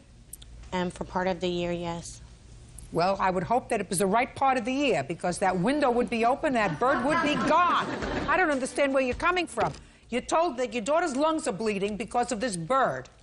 And you keep the bird November, December, January, February, March, April, May. Where is your head? She's my sister at the same time. Please don't speak. Okay. Listen to me, Miss Smith. Yes. Your sister acknowledges that she told you she was going to give you $700 for the bird. Yes. I haven't heard anything cogent as to why she should be able to sell a bird that she didn't pay for and not pay for it. Anybody hear a reason? Hearing none, judgment for the plaintiff in the amount of $600. That's all. Parties are excused. You may step out. She had 7 months to come and get her bird after calling several times to say, I'm coming to get my bird, and never did. She kept telling me that she wanted it, or my mom was attached to it. She was going to pay for it out of her taxes, and I waited. And really, all in the back of her mind, she was going to sell it for more money. They never provided any care for their bird whenever I was feeding the bird. You bought it, you paid for it. I don't have a sister anymore. I haven't talked to her in 7 months, so I guess what's the difference now?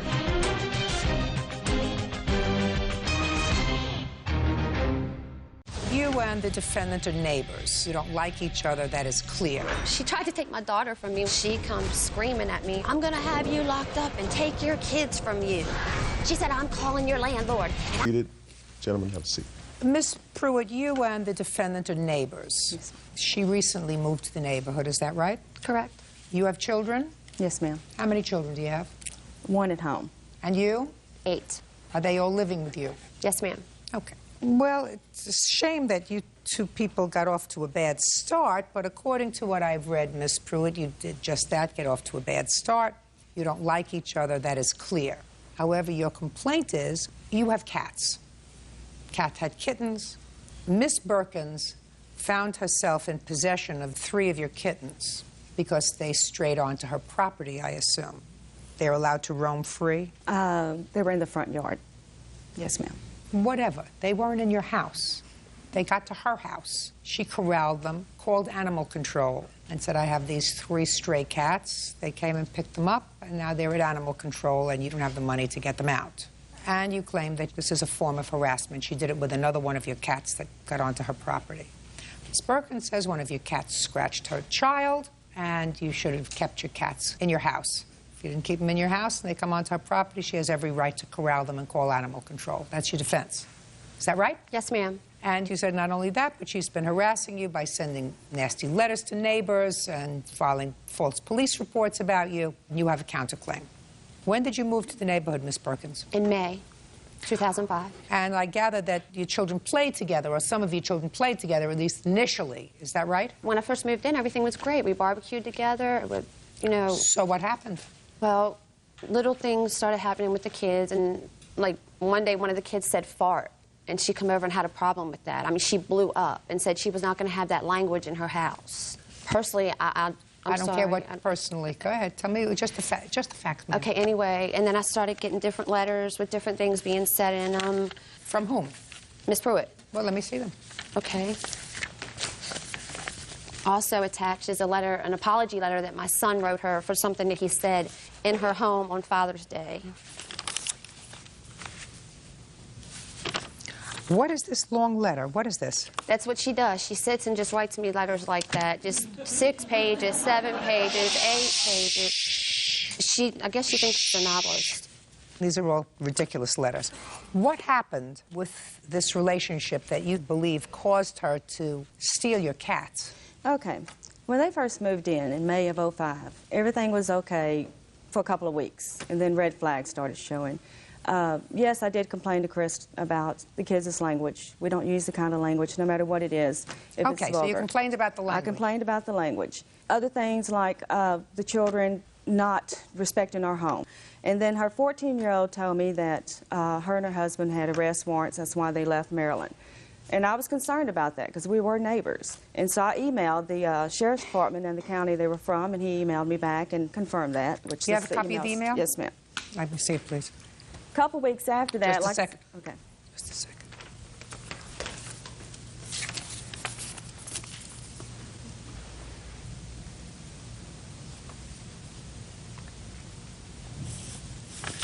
Okay.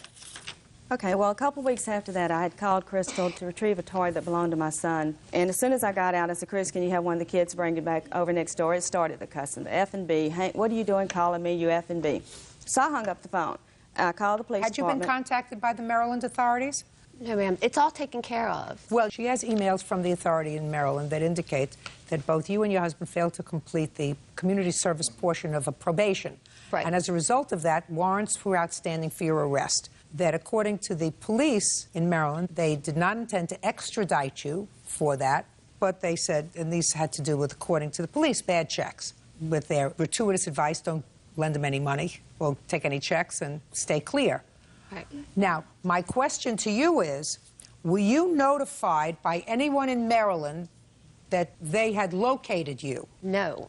She comes screaming at me on 4th of July, I'm going to have you locked up and take your kids from you. So my kids are outside playing in a sprinkler. One of them said the F word again, fart, and she's like, that's it, I've had it. She said, I'm calling your landlord, and I'm getting you out of here. And she started freaking out, so I went and told my husband, I said, she's losing it again. I said, let's just go. So we spent 4th of July weekend in a hotel. My kids didn't even get to pop fireworks. They were miserable. She tried to take my daughter from me when we first moved in. She told my daughter she was going to Okay, so you went to a motel, Ms. Perkins. her name. Listen to me. You went to a motel. Yes. That night. When, for the first time, did you learn that Miss Pruitt had contacted the Maryland authorities? 4th of July. We were out there trying to have a good time. Oh, just a second. On the 4th of July, did she tell you that? She screamed it across the yard. When, for the first time, did you call animal control and her cats? Right here, I have that date. Give me the date. Here's the picture. Just tell me what the date Okay, is. the first time is the 9th, August What? 9th. So after the 4th of July. Now tell me where you found the cat that day. In the yard, right under the bush, outside the carport. Outside your house? Yes, ma'am. So what did you do? Well, I didn't, but my daughter did. She picked it up and she put it in the cage, and we called animal control. But that cat, they retrieved. They went and got that cat. Is this the same daughter that was scratched by the cat? Yes, ma'am. Which cat scratched your daughter? The 3 that came on the property after. Okay.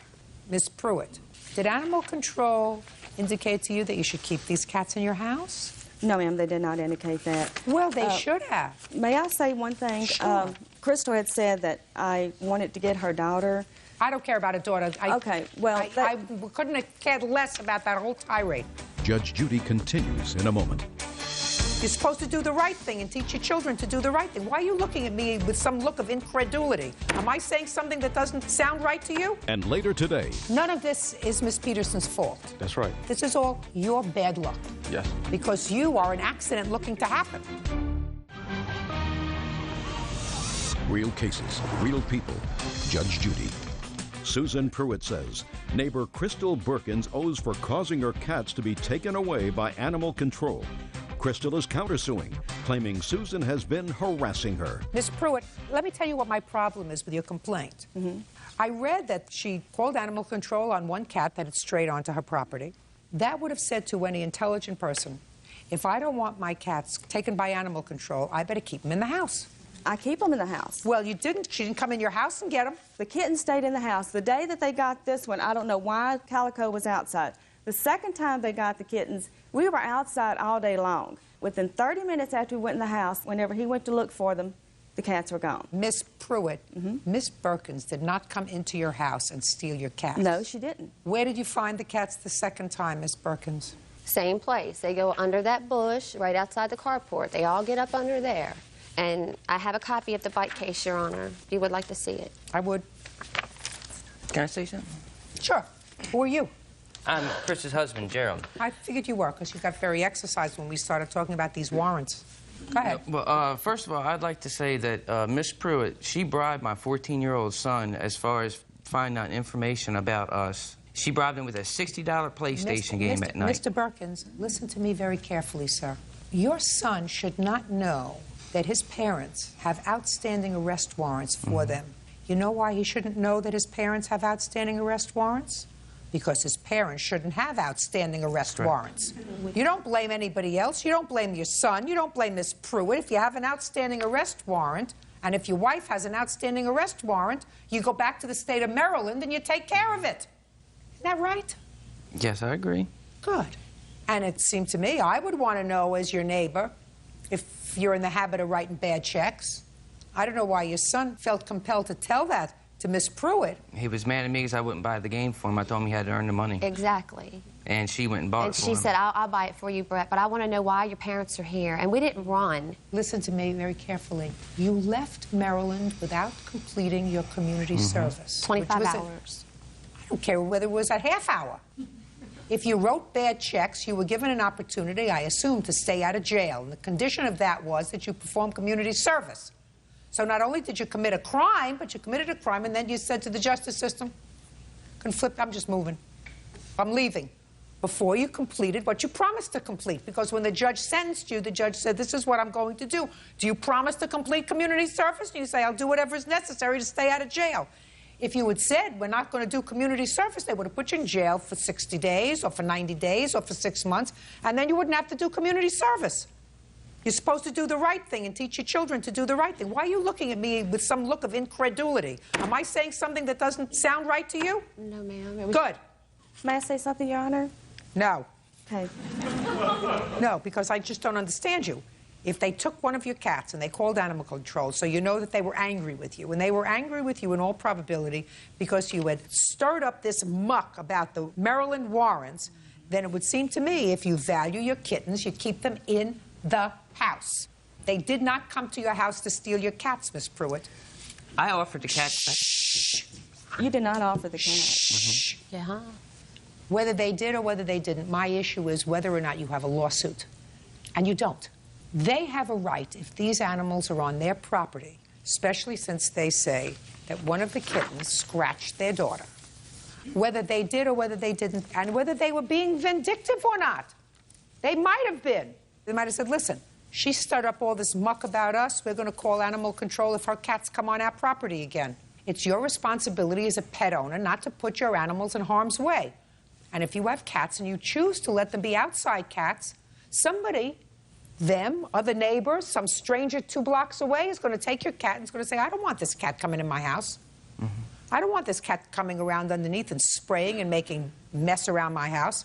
If people want to have animals, they have to take care of them. And if you didn't take care of them to the extent that these people managed to get their hands on them, you have no lawsuit. I know what you're saying, but I also know these people, and they did do it in a vindictive way. And they may have, but we don't have a special court. For the kids we don't have a special court for that. We don't have a special court for motives. I can say that it really wasn't the right thing to do.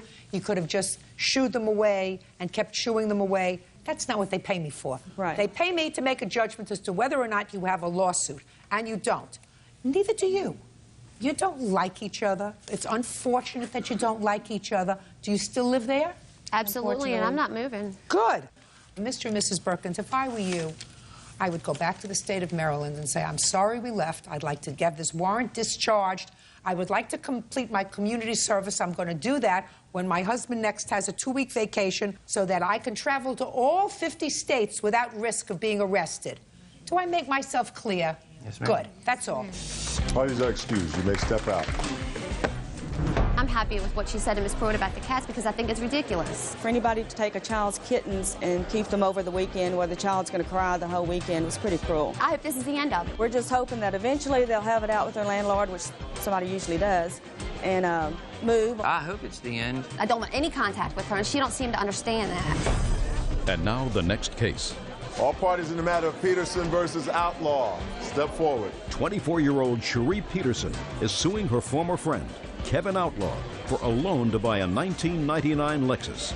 Kevin says Cherie took the car back. Miss Peterson, you worked with the defendant in the same place? Yes. Where was that? UC Davis Medical Center. What did you do there? I do clerical work mostly. We actually still work together, but at the time that everything started, we worked more closely together in the file room, and now I'm doing more of new patient appointment. Oh, God, that was a long answer. Mr. Outlaw, according to what I read in Miss Peterson's complaint, she was a very good friend to you. You needed a car. You had miserable credit, so you couldn't get a car loan on your own. And you asked her if she would co-sign a car loan for you with the understanding that in 6 months' time, you would be working on your credit to get it back up to snuff, and you would refinance the car, getting her name off the loan. That was your agreement. Is that right? Yes. In exchange for that, you were going to do what? Well, I gave her $200 to do For that. her trouble. Yes. and she accepted the $200, and you went down to the car dealership where you had already picked out the car? Yes, ma'am. When you got there, according to Ms. Peterson, they said, well, she can't just be a co-signer on this loan because it would be much better and your payments would be much less if the title to the car was in her name and all the payments in her name because your credit was really bad, right? Yes, ma'am. So Ms. Peterson said, okay, you know, it's just going to be for 6 months, right? Right. So she allowed her name to be put down on the car, title in her name, and then 6 months go by and you don't get the car out of her name and the loan, right? Yes. Why not? Well, at the time, Your Honor, unfortunately, a couple weeks after I got the car, I went out on medical leave. I had a torn knee tendon in my knee, so I was off for a month. And when I came back, at the time I was working 2 jobs. I was a bartender also, part-time. So I lost my job when I came back. They say I was, you know, overworked, I guess. Also, the car had to be put into the shop a few times. I had to get some repairs done on the car. None of this is Ms. Peterson's fault. That's right. This is all your bad luck. Yes. Keep going. Okay, so the second income is gone, so I've had to get the repairs done on the car, which really cost me a lot. So I wasn't able to work on my credit like I was supposed to. And you had creditors because why, sir? Because you didn't pay your bills? Bad decisions, yes. Bad decisions isn't the reason for bad credit. You didn't pay your bills. Okay. And how many people did you stiff? How many credit card companies did you stiff? Credit cards are probably 2. In what amount, sir? I think one was 600 and something, and I can't really remember the other one. Anybody else? Maybe some phone bills, cable bills. Phone, cable, credit cards. Also, not Miss Peterson's fault, is that correct? Correct. So this is what happened. After the 6 months, Miss Peterson said, I want my name off of this loan. This was our agreement. And she said, if you don't get my name off of this loan, I'm taking the car back, right? Correct. And you didn't get a loan, and she took the car back, right? Correct. And she sold it, correct? Correct. And there was a shortfall on the loan. Correct. Which you want him to pay. Correct. I'll hear you. Well, I don't understand how I owe, Your Honor. I mean, I held up my end of the bargain as far as the 6 months. No, you didn't. I didn't? No, you didn't. Your contract with her was that within 6 months' time, you would get this loan out of her name. We don't have a written contract. You don't have to have a written contract. You've just testified so that that was your contract with her. In exchange for $200 for 6 months, she would allow her name to be used on this loan, and you agreed contractually with her that within 6 months' time, that loan would be out of her name. You failed to fulfill your obligation. Your obligation was to make the payments and get her name off that car loan so that she didn't have to hook her star to your galaxy because you are an accident looking to happen. How much was the shortfall on the car? I had to come up with about $5,500. Show me. Here's the bill of sale and also what I had to come up with. The receipt shows $5,517, I think. And the other is the bill of sale, which the person bought the car for $14,000. And I owed $19,500. Miss Peterson, how old are you? I'm 24. Did you graduate from college? Yep. You didn't take a course in practical skills. I didn't take logic, no. Never do this again.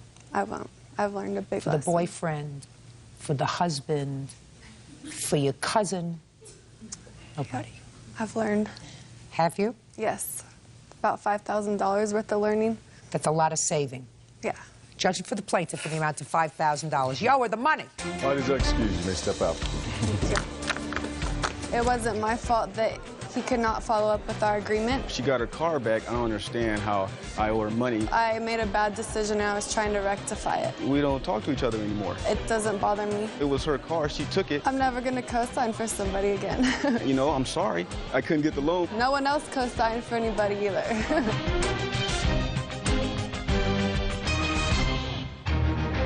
I borrowed the money from Jessica. The only thing harder than getting back her money Why didn't you pay her back? is getting a straight answer. She called 15 times in one day. So what? Calling me a liar, almost getting me evicted out of my apartment. Why haven't you paid her back? I got fed up with her trying to harass me.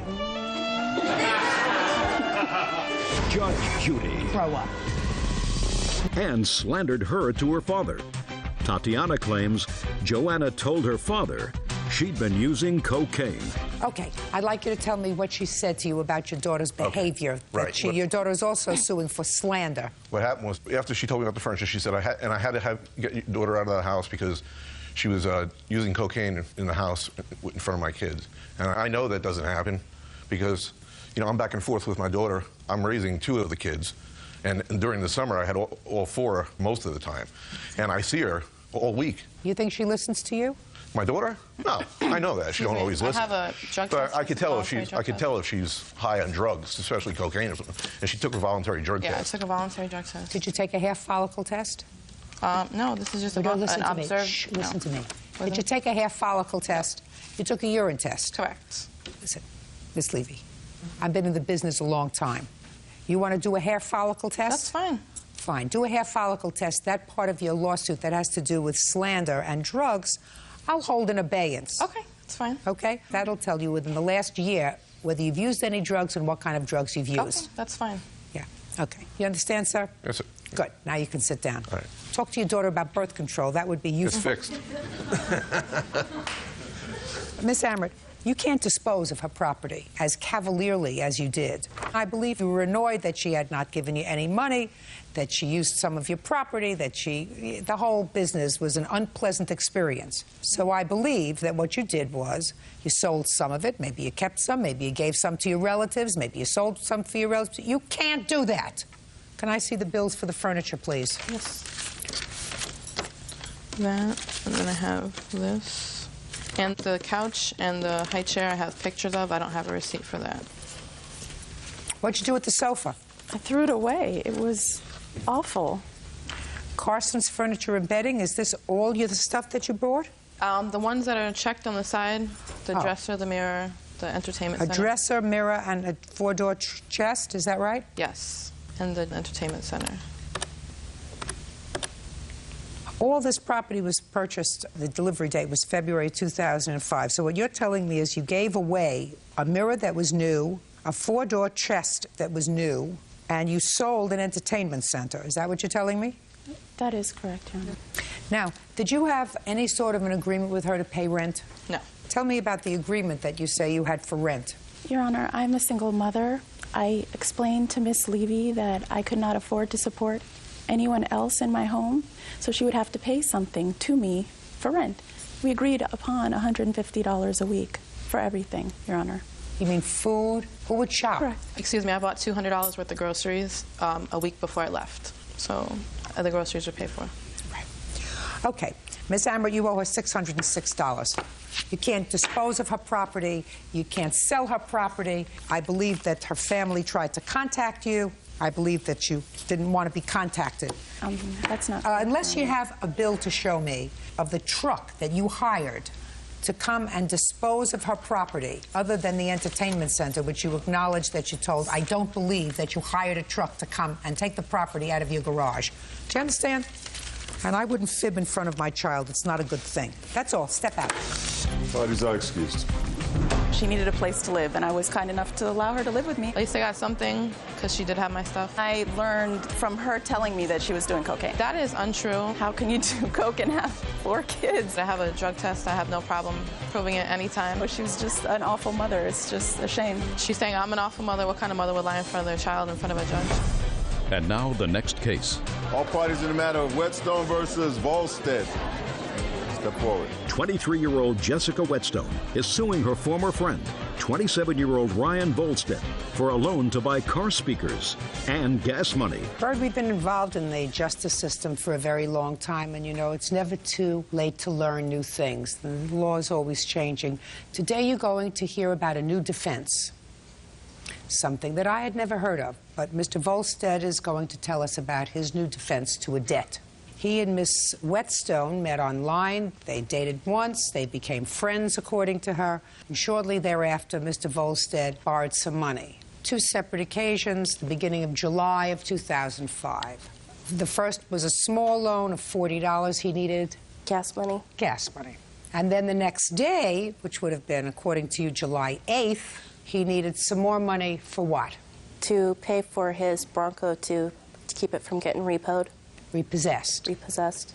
And how much did he need the next day? He needed $350 for the speakers. So I told him that I would buy the speakers, hold them for him until he got the money, and then when he got the money, I would give him back the speakers. So how much money did you give him? At that time, for the speakers was $350. Did you ever get the speakers? No. So he didn't give you the speakers and you gave him the money? Right. Okay, why didn't you get the speakers? He told me that he would have to undo the wiring for the speakers, and he needed the money right away before the title loan company closed. So he didn't give you the speakers and you gave him the money? Right. And you were really supposed to hold the speakers as collateral? Right. What happened to your car, Mr. Volstead? I borrowed the money from Jessica. Just a second. I asked you what happened to your car. I was able to keep it. You did? You still have it? Yes, I do. Oh, I thought Miss Whetstone said it was repossessed. The next day, he told me his Bronco was repossessed anyway. Did you tell her that your car was repossessed anyway? Yes, I had paid my loan, and they sent the repo company out after it anyway when they shouldn't have. So it was repossessed when it wasn't supposed to be. So they gave it back to you? They gave it back to me. With her speakers? Yes. Why didn't you pay her the $390? Now we're coming to the defense, which I find interesting. Well, we had agreed that I asked her, give me a week, I'll be able to get my speakers unwired so I don't have live wires. This we're talking July, sir. And with my work schedule, it was getting me home very late in the evening. And there was a short point of time where I had no conversation or contact with Jessica. Finally, we had talked, and she said she didn't want the speakers if I was not going to run and not pay her. And she says, as long as you're going to pay me back, then we're not going to have a problem. And I agreed. When did she tell you that? In what month? She told me that probably 2 or 3 weeks after she gave me. In July? Yes. So what happened in August, sir? In the middle of August, I was starting my new job, and I was never home. I had no time during the day for anything. I was driving 70 miles one way to work and back. We had talked a couple of times. Why haven't you paid her back? Well, we're well past July of 2005. Give me your defense. The defense is there was no time given when I was supposed to have her paid back. That's not what you tell me your defense was in your answer, sir. Your defense in your answer was she bothered me. And therefore, I don't feel as if I have to pay her back anymore because she stalked me and bothered me. When there's points of time that she called 15 times in one day. Why didn't you pay her back? I didn't have it at the time. You just told me you were working and driving 70 miles to and from work. You were so busy working, you couldn't even call her. I had another prior engagement that I had to take care of and that she was aware of. What kind of other prior engagement? I was trying to get another vehicle back in my possession that I had a time frame for.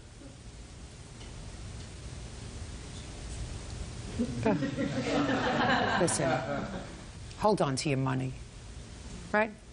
Hold on to your money. Mr. Volstead, you have a counterclaim. Your counterclaim, I'm going to give you exactly 30 seconds to tell me about what your counterclaim is, unless you want to say, Judge, I don't want to go forward with this harassment counterclaim. Upon a week after... So you want 30 seconds? Yes, Then you please. better talk faster.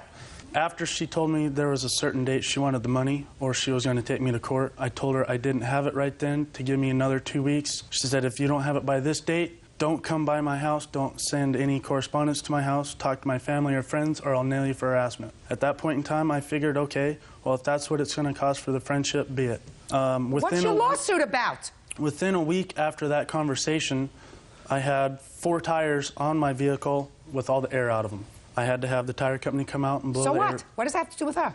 I figured that was one of her last marks for revenge. Who cares what you figured? Do you have any proof of that? No, I do not. So what are you bothering me for? This is a court. What else? I got fed up with her trying to harass me every single day, calling me a liar, almost getting me evicted out of my apartment after I already made amends with my landlord, with my neighbors telling me that I have someone beating on my door late at night until they woke up.